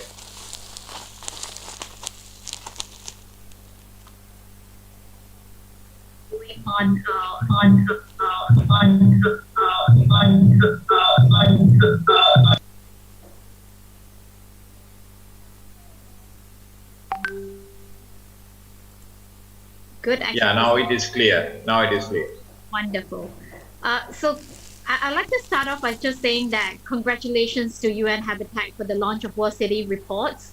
I think this is super critical and crucial initiative where you surface global issues, for all of us to come to the table and work together for resolution. So first, congrats and thank you. Quick introduction, I'm Sherry. I'm responsible for public sector in Microsoft across Asia Pacific. My organization is primarily responsible for our partnership with governments, education, healthcare institutions, as well as large state-owned enterprises, primarily in the energy and utility segment. We've been very privileged to be able to be in partnership to drive digital transformation. And Lex, to your question about how do we use technology for inclusivity, I'll address a little bit of that. And like I said, when I read about the mission of UN Habitat, your bold ambition of creating a better quality of life for all in this urbanizing world, I just want to say kudos. And at Microsoft, we have a similar mission. Our mission is really to empower every person and every organization to achieve more. And this directly translates to how we use technology to build an inclusive, safe, resilient, and at the same time sustainable cities and communities. We all know that today more than half of the world population live in urban society, and we're moving aggressively towards about 70% by 2050. This is very evident on how urbanization has driven tremendous value, not just for national economies, but more importantly, it's an accelerator for global growth and sustainability. Our experience through the COVID-19 pandemic really strengthened this mandate. You see, often in the case of humanity, our greatest lessons or innovations typically will emerge from some of the most devastating of times. And COVID-19 is one such crisis. We partnered with many organizations during this period of time, and we've seen actually how there's tremendous velocity in digital acceleration in response to the urgent need of society, and witness some of the most amazing innovation at unprecedented speed. So what's the role of digital transformation in inclusive economic recovery, and how do we use tech to build sustainable cities? In the interest of time, I think I'll leave you with this framework that we've been partnering with governments across the region. We call it the 4S framework towards national transformation. Number one, the speed and scale of digitization. See, technology not only affects how business performs, but more importantly, how economies should function. Governments around the world today has an important mandate to provide that core digital infrastructure, be it broadband or cloud platforms, exposures to AI, machine learning, so on and so forth, to truly accelerate digital adoption across all major industries. And this is super critical to ensure that we are able to enhance value creation and, more importantly, provide inclusive prosperity and opportunity for all. And how do we drive opportunity for all? All of us know how we are going to return post COVID-19 to a very different economy, to a very different world. Our second S is relating to skills. And this new world demands very different skill sets and competency, such as data scientists, cloud architect, AI engineers, terms that we haven't even heard about in the past. And in Microsoft, we firmly believe that we have a huge mandate to democratize digital skilling so that we can empower every individual with the necessary skill sets and to participate in this economy. Our previous speaker talked about accessibility for disabled. We see that there is about 1 billion people around the world that are suffering from different forms of disability. And this whole mandate is about how all of us look at reskilling to leave no man behind, that everyone is included and everyone has an opportunity to pick up a new skill set to participate. In Microsoft, we launched recently what we call the Global Skills Initiative. We're targeting to support 25 million people in this society, basically to adopt new certification skill sets. So everyone today, if we are willing to shift and create that the adoption of new skill sets, will have an ability to participate in the new world and in the new economy. And this brings me to my third point on security. As we accelerate, all of us, in building up different types of digital capabilities, even the previous speaker talks about smart city, there's a lot of data, IoT sensors around those capabilities. Our world will be confronted by increasing amount of cyber breaches, wholesale theft of data, attacks that are aimed at destruction or undermining the reputation and trust of state. So when we all come together and think about cybersecurity, we need to think about it more extensively. And government must play a very, very key role in building that cyber resilient culture. In Microsoft, we talk about how it's important to drive and adopt a zero trust approach. And number four, this is a hot topic and it's all of our responsibility towards sustainability. So all of us have a way to protect our most finite resources, the planet. And earlier this year at Microsoft, we announced our environmental sustainability strategy to be carbon negative, water positive, and zero waste by 2030. By 2025, we hope to restore more land than we used. But this effort of any one organization is not sufficient. Here, we really aspire to empower every organization with the technology and the solutions required for you to drive and contribute to the sustainability. Two quick examples. We're building what we call a planetary computer, an interconnected environmental network of data and tools to help scientists and organizations around the world better monitor, model, and manage planet natural resources. We're also investing in about $1 billion of carbon innovation fund for new technologies and innovative solutions that people can bring to market, where we can all share and adopt, so that sustainability is an agenda for all of us, not just anyone. So in closure, I would say that at Microsoft, we're very privileged that we get to partner with organizations like yourself, UN Habitat, DMA, government organizations. We see this era a very, very substantial mandate for all of us to drive what we call purpose-driven digital. That this is our contribution towards using technology for the greater good of all. And at the same time, we work and partner together to build that inclusive, safe, resilient, and sustainable cities and community, delivering that impact for every single one living in this planet. So with that, I say thank you and look forward to greater collaboration and partnership. And I applaud everyone on this forum, your passion, the desire to bring all that we have towards the common good of this new world and new society. With that, thank you, and Laxman, over back to you. Thank you, Sherry. Thank you. It's very interesting to have you in the panel, because of the technology is one of the key aspects of new normal. I think it is very important.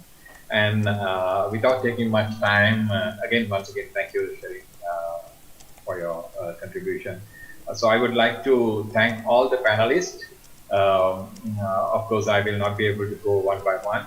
It's a very interesting scenario and very interesting information and experiences shared in different aspects. The inclusivity, it's very interesting about the work that has been done for disability, addressing the transport access to disabled people, focusing on no one leaving behind, and also quite interesting about the urban planning aspect of the the city. So I wanted to hand over for the Q&A session to Ms. Kitima Hiswit. Sorry for the pronunciation of your name. It's over to Kitima. I don't want to take much time, so it's over to you. And thanks for all the panelists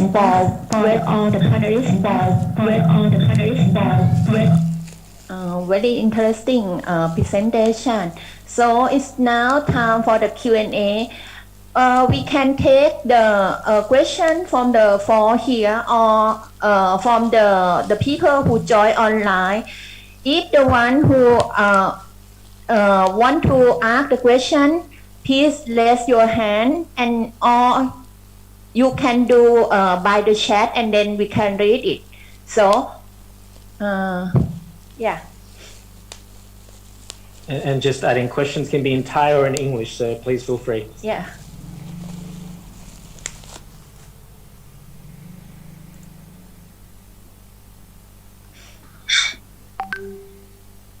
Any question from here?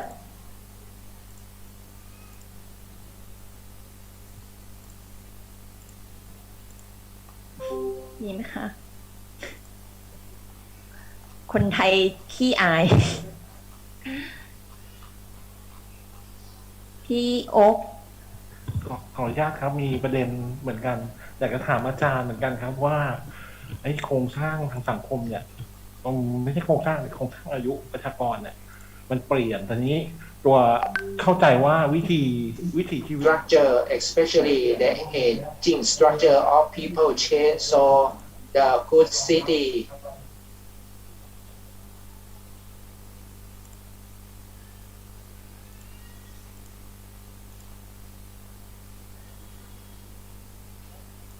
people or the people underprivileged people how can we do because Bangkok we face the problem of distributing the public utilities to reach everyone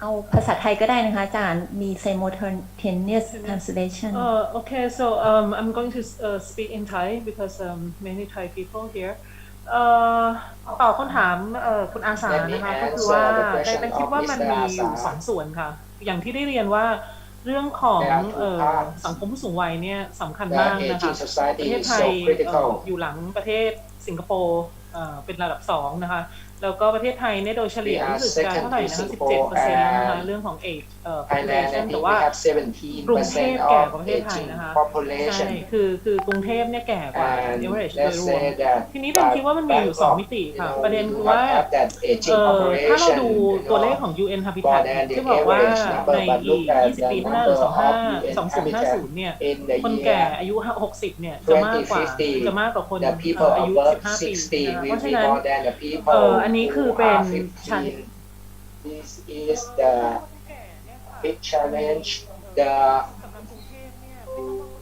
elderly or even the youngster in Bangkok they live with hardship but for the elderly with the less physical ability let's say that our world gets smaller when we are older let's say that in Japan every 200 meters you must have provide the seats for the elderly pedestrians and Bangkok let's say it's very hard to lay down the feeder system so when we are 60 we do not want to leave home when you are at home for a long time we might have a problem not the problem is not for Bangkok or Thailand but in any city in the world until we can really have the freedom autonomy for ourselves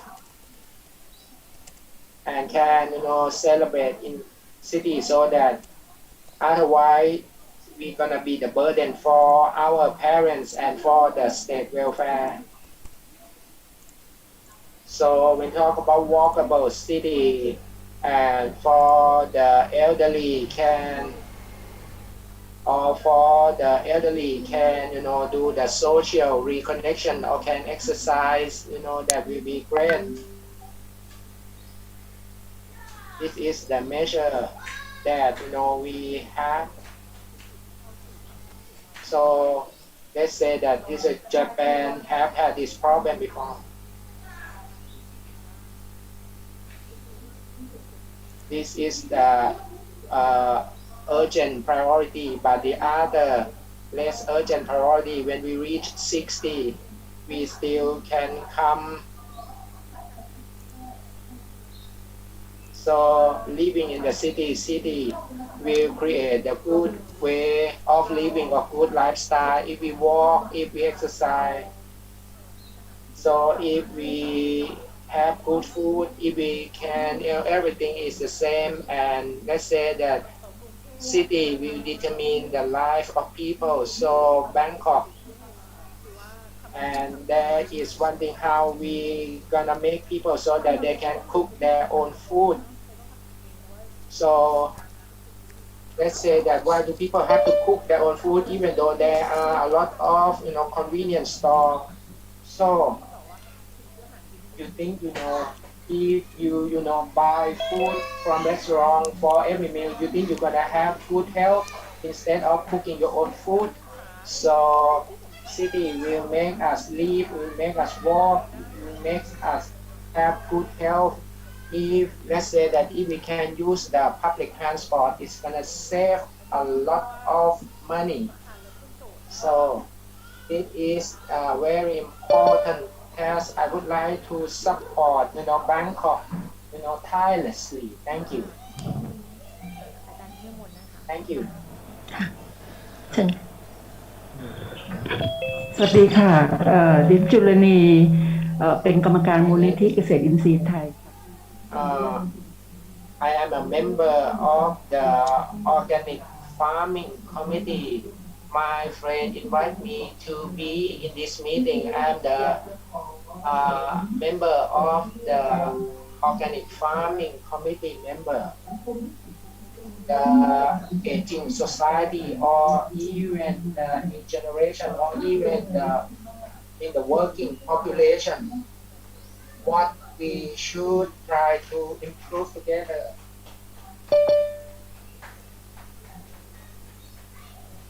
And we should try to cook our own food, and invite the urban people to grow organic plants, organic crops. And in my house I grow my own organic lemons, so easy, and it can really nurture the soil from all of the plant residuals.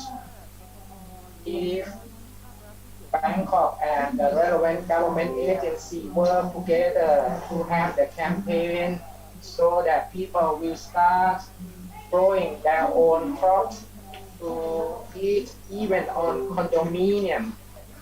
I said that we still have a lot of areas for this kind of development if we collaborate, and our foundation support, because usually we help support on the participative organic farming, but usually we support this kind of farming in up country, or even let's say that talk about the crop prints. And one more thing, I talk about workout or exercise.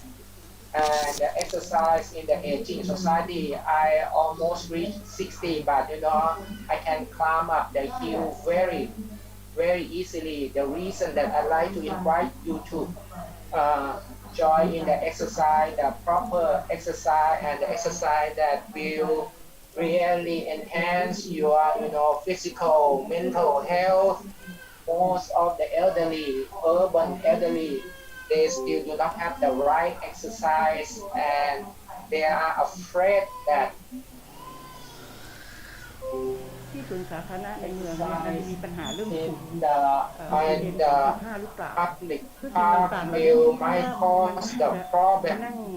So we have to really have a brainstorm and also try to work together between BMA and จะเป็นชุมชน and communities, NGO รวมถึงมหาลัย NGOs, อะไรต่างๆเนี่ยคือเพื่อ universities, ให้คุณภาพชีวิต so เราดี that ขึ้นและทำ it's ให้สุ gonna ขภาพ improve เราดี our ขึ้น quality of ด้วย life โดยที่ไม่จำเป็นต้องลงทุนอะไรเพิ่ม without มากมาย investing a whole lot more. There พอ are ที่จะมาบูรณาการทางด้า little นนี้ได้นะ techniques คะ that we เพื่อ can สุ integrate ขภาพที่ easily ยั่งยืนและ for the สามารถทำให้ sustainable คนสูงวัย health สามารถ and ดูแล make ตัวเองได้ the elderly สามารถ can take ทำงาน care ได้ of เหมือนกับ themselves คล้ายๆญี่ปุ่น and work สิ่งต่างๆเหล่านี้ and คิด like ว่า you เรา know the น่าจะมา Japanese ชวน model. คุยกันเป็น So เป็น we กิจลัก should ษณะแล้วก็ try to สามาร have ถ the ที่จะไป formal มีส่วน forum ร่ว to มแบบ talk about พัฒ this นาไปสู่ and นานา also ชาติได้ develop เพราะ to ว่าทุกคน become ก็ the มีปัญหาคล้าย international กัน communities. I think people, you know, at the global level ค่ะ share ค่ะ common มี problems. คำถามค่ะเชิญเลยค่ะ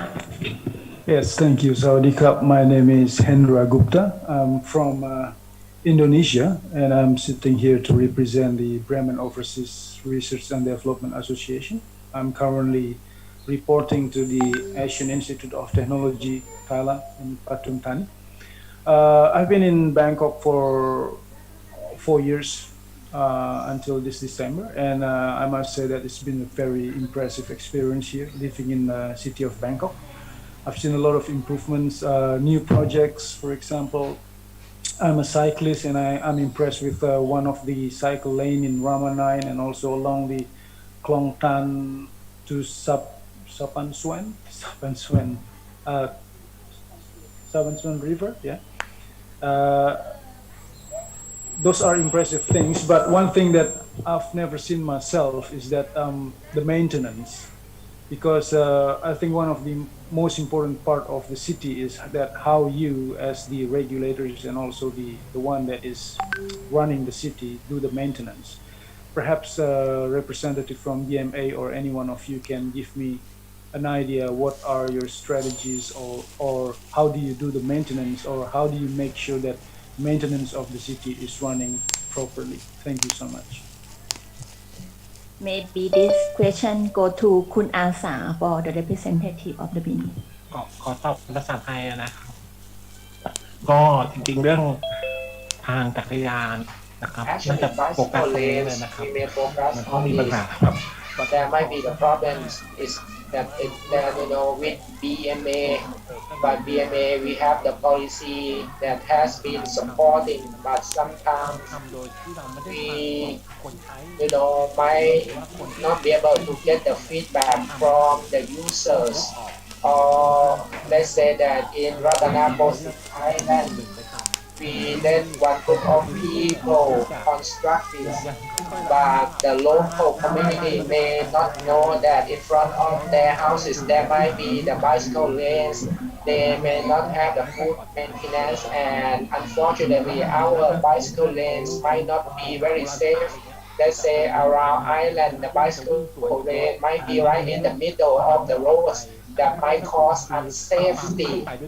So the incompatibility might be an issue, but in the long run, naturally, let's say that we may ride a bicycle, you know, and you know, drop it at somewhere and then hop on the bus to go to work. We have some success, we have some failure, but in policy we try to advocate to have more and more bicycle lanes, and that should be it. เรื่องบำรุงรักษาเนี่ยก็ The เป็นปัญหาอุป maintenance สรรคอยู่เหมือนกันนะครับเพราะว่า is a เวลา problem ทำแล้ว because คดีของหนูทำเนี่ย let's พอ say นาน that ๆไปมันไม่มีคนใช้หรือคนใช้น้อยอย่างเงี้ย let's say that you know after time goes on there might be fewer people use bicycle lanes, or it may become the lanes for motorbikes, so maintenance depends ผู้ที่ไป on ดู the แล budget. สิ่งอะไรที่มันไม่ได้ So ถูกกระทำ whatever that is not used every day might be disregarded, and it might be gone, and it might create the social trend. There are many things that with the policy we should provide, but in actuality we may not reach some areas. So we want to work, let's say that in terms of tourism along the coastal lines, but เป็น there might be something like on the ad hoc basis might not be able to be used routinely.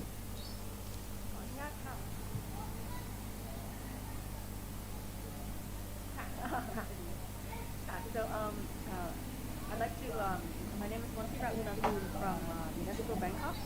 So first I'd like to congratulate UN Habitat on the launch of the report, which I think really underlines some of the key challenges facing us in terms of sustainable urbanization. And from UNESCO's perspective, we're very happy to see on page 20 under the issue of social aspects of sustainable urbanization, the importance of cultural and ethnic diversity and the importance of building economies around culture and creative industries. I think from UNESCO's perspective, especially with COVID devastating, our existing economic structure like tourism, I think we need to look beyond kind of the regular growth models that we have in many countries, especially in Thailand. 8 million people are employed by tourism. It accounts for 20% of GDP. When it's gone, it's gone. And that means 1 out of every 10 Thai people becomes possibly unemployed. And so this is a huge structural vulnerability for places like Thailand and places like Bangkok, which is very dependent on tourism. And so when we think about reorienting our future growth, we should look at these assets that we have that we may not have mobilized fully in the past, like these cultural assets.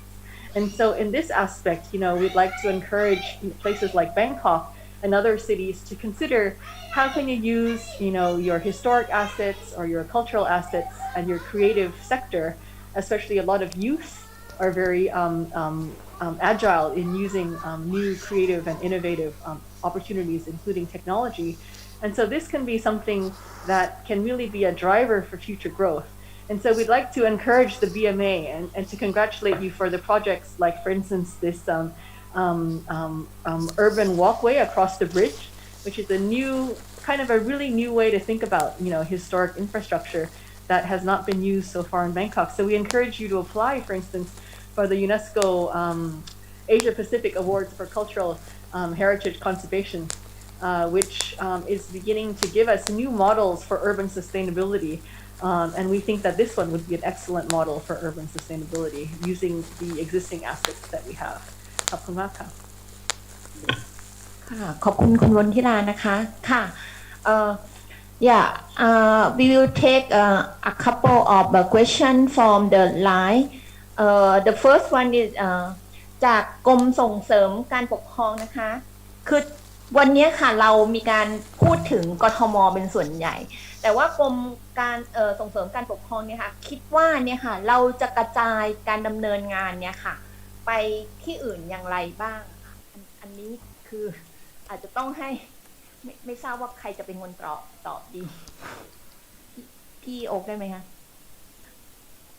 ตอบในเคสกรมแล้วเป็นตัวอย่างได้ไหมครับก็จริงๆจับประเด็นไม่ค่อยได้เท่าไหร่นะแต่จะพยายามนะครับก็คือคล้ายๆกับว่ามรดกทางวัฒนธรรมของเรานะครับจริงๆของเราเนี่ยมันการที่เราเป็นเมืองหลวงแล้วมีความได้เปรียบเพราะว่ามีพระราชวังอยู่มีราชประเพณีมีอะไรที่อื่นๆใดในโลกไม่มีนะครับไม่ว่าเราจะทำประเพณีบางอย่างเนี่ยคนทั่วโลกจะทึ่งหมดนะครับพระบรมศพอย่างเงี้ยครับซึ่งบางทีเราไม่ได้นัดหมายแบบต้องเกณฑ์ต้องอะไรมาคนก็ระดมกันมากันโดยไม่ได้นัดหมายนะครับเขาเรียกอะไรประชากรนิสโมสรสมมุติอะไรอย่างเงี้ยครับมากันเองนะครับก็จะมีประเพณีอย่างเงี้ยเกิดขึ้นหรือการเหเรืออย่างเงี้ยครับซึ่งที่อื่นในโลกไม่มีแล้วนะครับก็จะอยู่ที่เรานะครับแล้วก็อันนี้คือเป็นแบบจับต้องไม่ได้แต่ว่าสิ่งที่จับต้องได้คืออาคารบ้านเรือนโบราณสถาน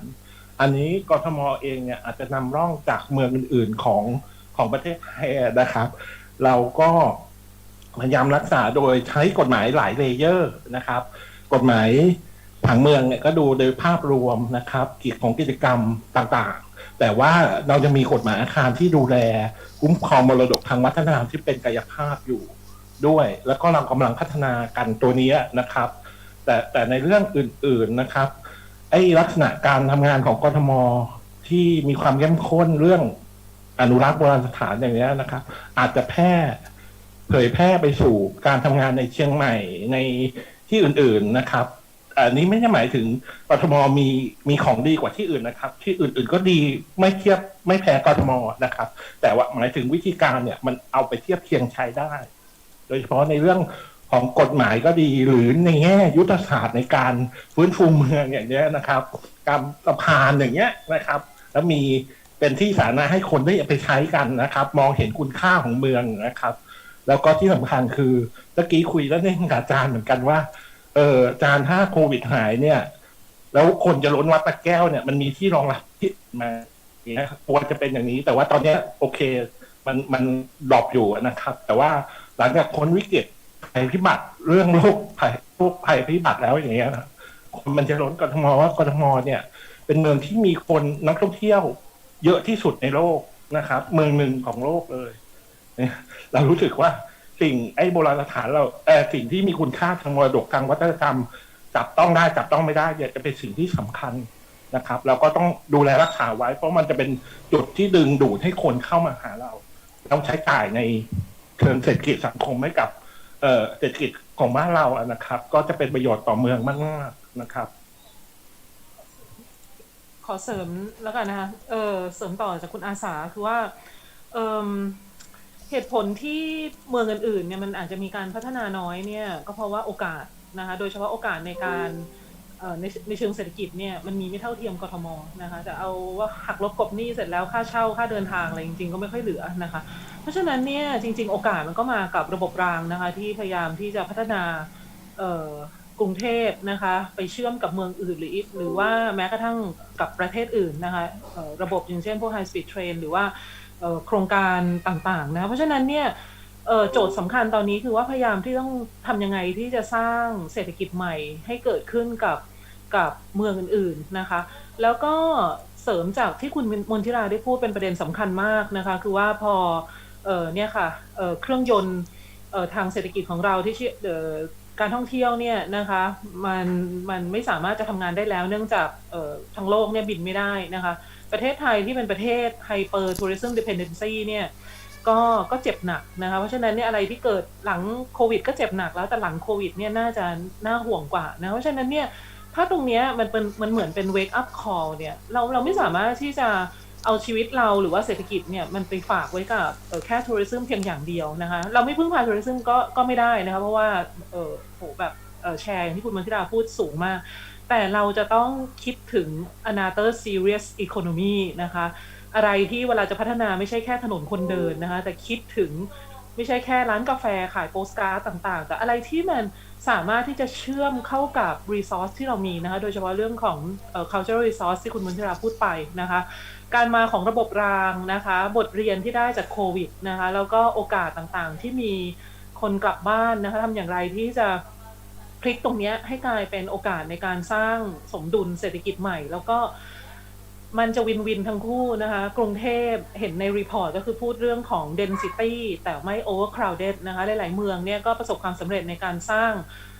urbanization ที่มันมีความหนาแน่นสูงแต่ไม่แออัดนะคะแต่นั้นอาจจะยังไม่ใช่เคสของกทมนะคะเป็นไปไม่ได้ค่ะที่ urban migration ยังเป็นเรทขนาดนี้นะคะเพราะฉะนั้นก็คิดว่าการสร้างสมดุลกับเมืองอื่นๆเนี่ยสำคัญแล้วก็ถ้าจะให้เสริมนะคะเมืองอื่นก็พร้อมนะคะเพราะว่าที่เราไปทำเนี่ยเรื่องของโครงการเมืองเดินได้เมืองเดินดีเนี่ยค่ะทุกเมืองเนี่ยนะคะอยากทำให้เมืองเขาเนี่ยนะคะไม่ต้อง follow โมเดลของที่มันเป็น car auto oriented อย่างกรุงเทพนะคะเชียงใหม่ภูเก็ตขอนแก่นโคราชตอนนี้เนี่ยนะคะรางไปแล้วเนี่ยงานมันไม่จบแค่นั้นมันไม่จบแค่รางกับสถานีแต่ว่าเนี่ยค่ะเรื่องของการ plan land use เรื่องของระบบ mobility นะคะความสวยงามของภูมิทัศน์เมืองทุกอย่างมันไปพร้อมกันหมด overlay control อย่างที่คุณอาสาได้พูดไปนะคะอันนี้ก็เป็นงานที่มันไม่ได้หยุดแค่ทำระบบรางนะคะนี่ก็จะพูดบ่อยๆมันจะต้อง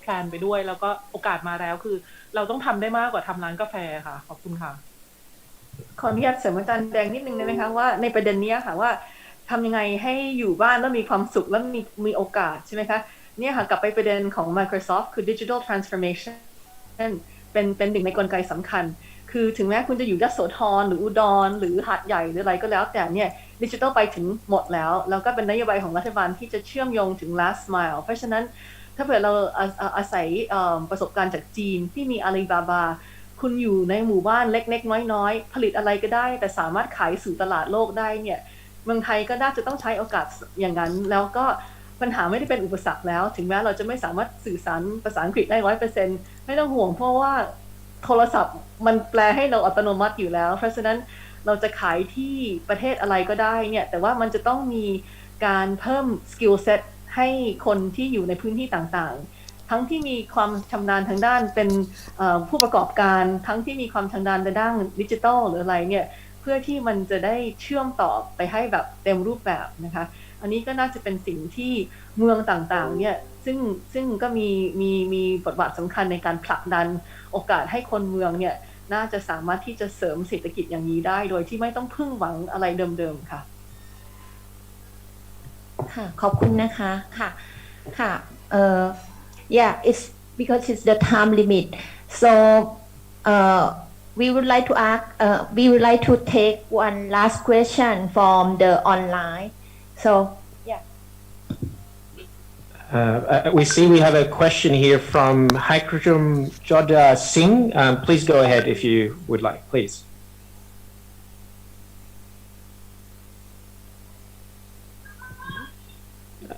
To Haikrujum Joda Singh, you had a question? Yeah, I have a question for everyone. Okay. Can you hear me? Can you hear me? Hello, am I audible? Yes, you are audible. I can hear you from Pakistan. Okay. Good afternoon, everyone from India.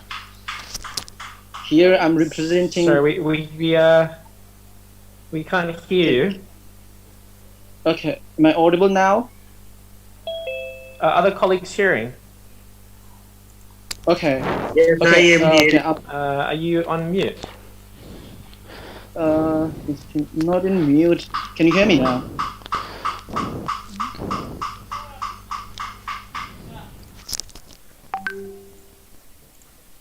The online guest, we can hear you. Hello? So maybe there is a little bit delay. Sincere apologies. I don't think we can hear your audio. If you would like to add that to the chat. Unfortunately, we just couldn't get audio across here. I'm not sure if others heard audio. Hello? Yeah, we are Hello? hearing. I think he has a question for everyone. Then let him speak. We can at least hear him. Yes. Okay. Yeah, we So my can't hear question anything is. here. Look, I think we are quite over schedule already. So thank you, colleagues, for bearing with us as well. We just see we do have one very patient colleague that's with us who has joined from New York. Albie, we wanted to give you the opportunity to say maybe a few sentences, maybe just to reflect upon the discussion, and thanks for bearing with us at 1 a.m. in New York. And then after you, we'll hand the floor over to Dr. Nanette Mertes to close the session there. But Albie, if you wanted to offer a few sentences just in terms of your reflections on this before you might head off to sleep over there. Over to you. Yeah, that's okay. You know what? I'm used to staying up past my bedtime, so happy to be a part of it. I think just to kind of echo what I was saying earlier is just, it's when we find ourselves in rooms and discussions like this that we really identify our common challenges and we can really chart the path forward. I think a couple of just really key things that we have to do, obviously, like along the themes of like building back better, inclusive growth. I think that it creates an economy where all the boats rise. I think it's a key feature of sustainability. I think it's what impacts cities. I think part of it is also building a more inclusive digital economy. And so I think that cities really need to keep driving growth and connecting residents to stable jobs and stable careers so they can reach financial independence, right? And so I think one of my colleagues also mentioned about capacity building. So I think I agree with that. And I think that we need to provide workers with tools they need. The landscape is changing rapidly. And I think, building capacity and allowing for more or for different opportunities for residents is really critical and important in order for us to ensure an inclusive recovery. And so, excited to continue the conversation around that. I mean, just a little bit about, just really quickly on MasterCard's specific commitment to environmental stewardship along the lines of sustainability. A couple of things that just I wanted to highlight a couple of things is, you know, we have really made some significant investments and really targeted specific areas that we want to focus in the coming year for sustainability. I know that we just recently received approval from the Science Based Targets Initiative for our updated emissions targets. So that aligns with the 1.5 degrees Celsius climate trajectory. We also joined the RE100, which is about sourcing 100% renewable energy. So we've made that commitment. Also, 85% of our global workspace today meets regional or international green standards. So also making investments in the way that our global workforce is positioned. And so I think that, you know, when we think about sustainability and inclusion, I think it's a multi-pronged approach. And I think in the coming year now, when we're thinking about kind of rebounding from the pandemic and from things that have happened, it's important that we recognize that it's a holistic approach and it requires lots and lots of conversations like this. So really excited to be a part of this discussion and conversation. I hope that it's, you know, one of many, many more to come. And so happy to share much, much more in coming conversations.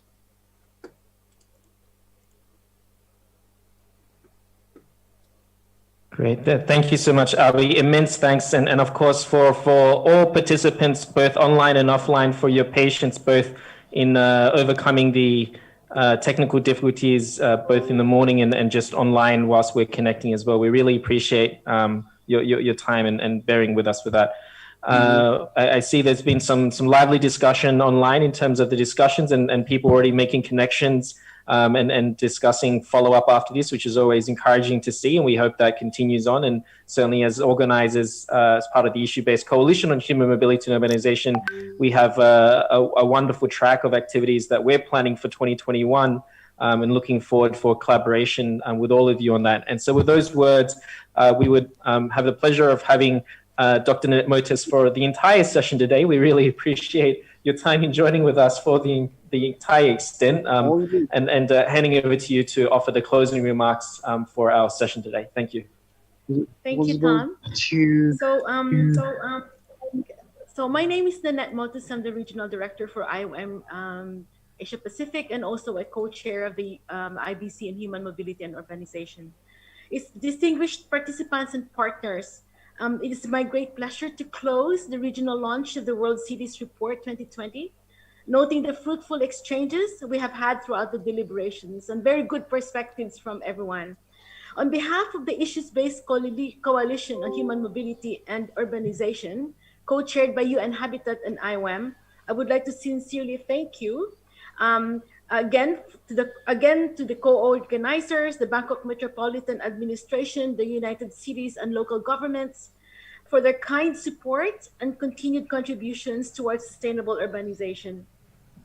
I also thank the presenters, the moderators, and the panelists for enriching today's discussions on the value of sustainable urbanization. We have learned a lot from you all. And as Tom says, there's an ongoing online chat, and I think that's also really worthwhile to pursue. Our sincere thanks to the UN Habitat for leading the organization of this regional launch, Tom, and Atsushi, of course, here in the Bangkok Urban Development Projects exhibition. In our discussions today, we've heard of the value of well-planned and well-managed cities, which have potential to improve the quality of life of residents in a meaningful and tangible ways. The cities are spaces of innovation and aspiration of people or for people. They are often closely connected to motivations linked to human mobility and migration and provide opportunities for improved development outcomes. The World Cities Report that was just launched shows how cities can share ideas and learn from each other in finding positive ways to integrate migrants into their societies. The report presents several examples of successful migration policies, from how the right to the city is enshrined in Mexico's constitution and rights extended to international migrants, to Montreal's policy of being an open and welcome sanctuary city. Migrants are integral to the socio-economic development of cities. An integration of migrants rests on the principle of co-responsibilities shared by migrants themselves as well as the host communities, which have proven to be positive and empowering approach.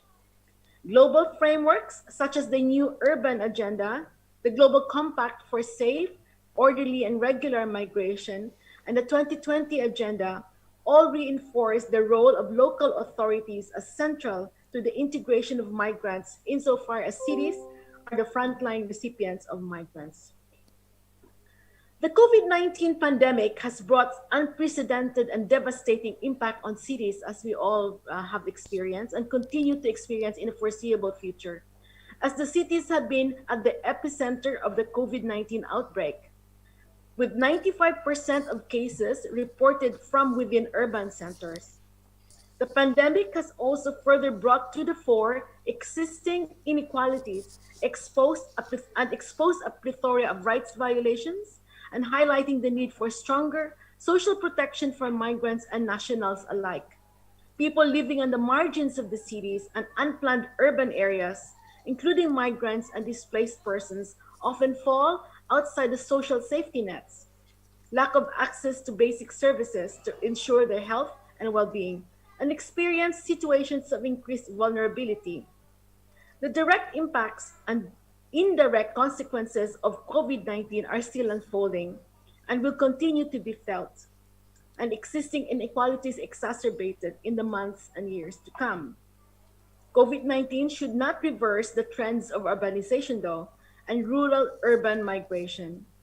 Cities have a critical role to play in the global COVID-19 prevention and recovery efforts, which must be sustainable, inclusive, and green to build a resilient future to the challenges of not only health-related risks, but also the scourges of poverty, inequality, and climate change.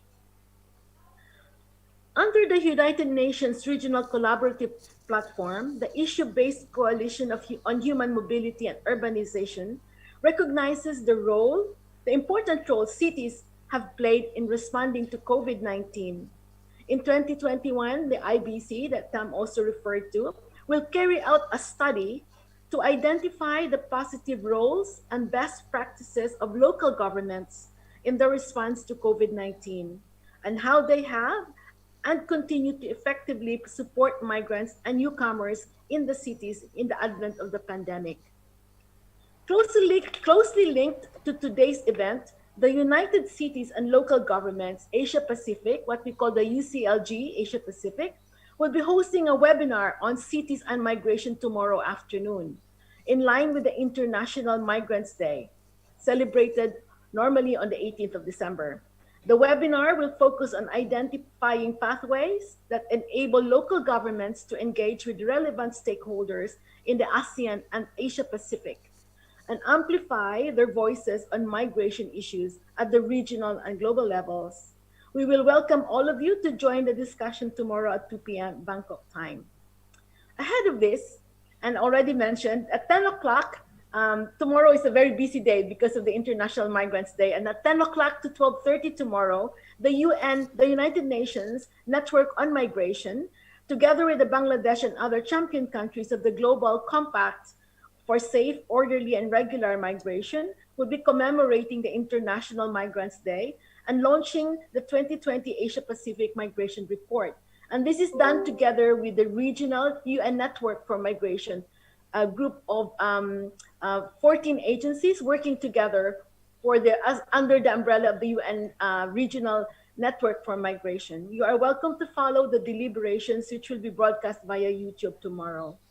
Finally, ladies and gentlemen and participants, thank you very much again for your participation in today's event in Bangkok. And to all of you joining us virtually, we wish you a nice day or evening, and depending on the time zone you are happen to be in, and also advance happy holidays to everyone and a safe one. Thank you.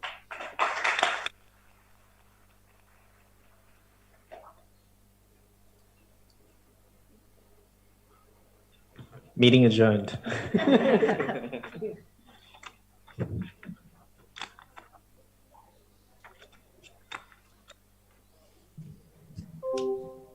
We do have lunch prepared, so there's lunch boxes outside. So before you leave, please do grab one. Our colleagues outside are also managing. So if you're a vegetarian, then please let us know. And there's a few options there. So please grab a.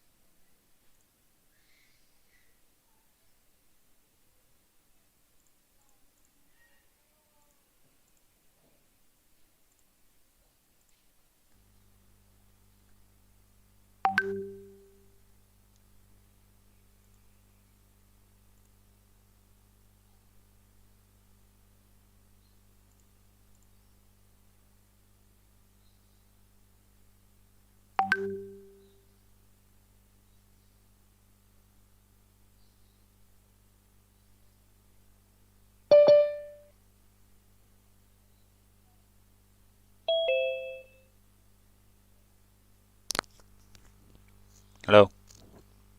Halo Mas, yes, finally Risma sih. Kok jadi namanya Bu Risma?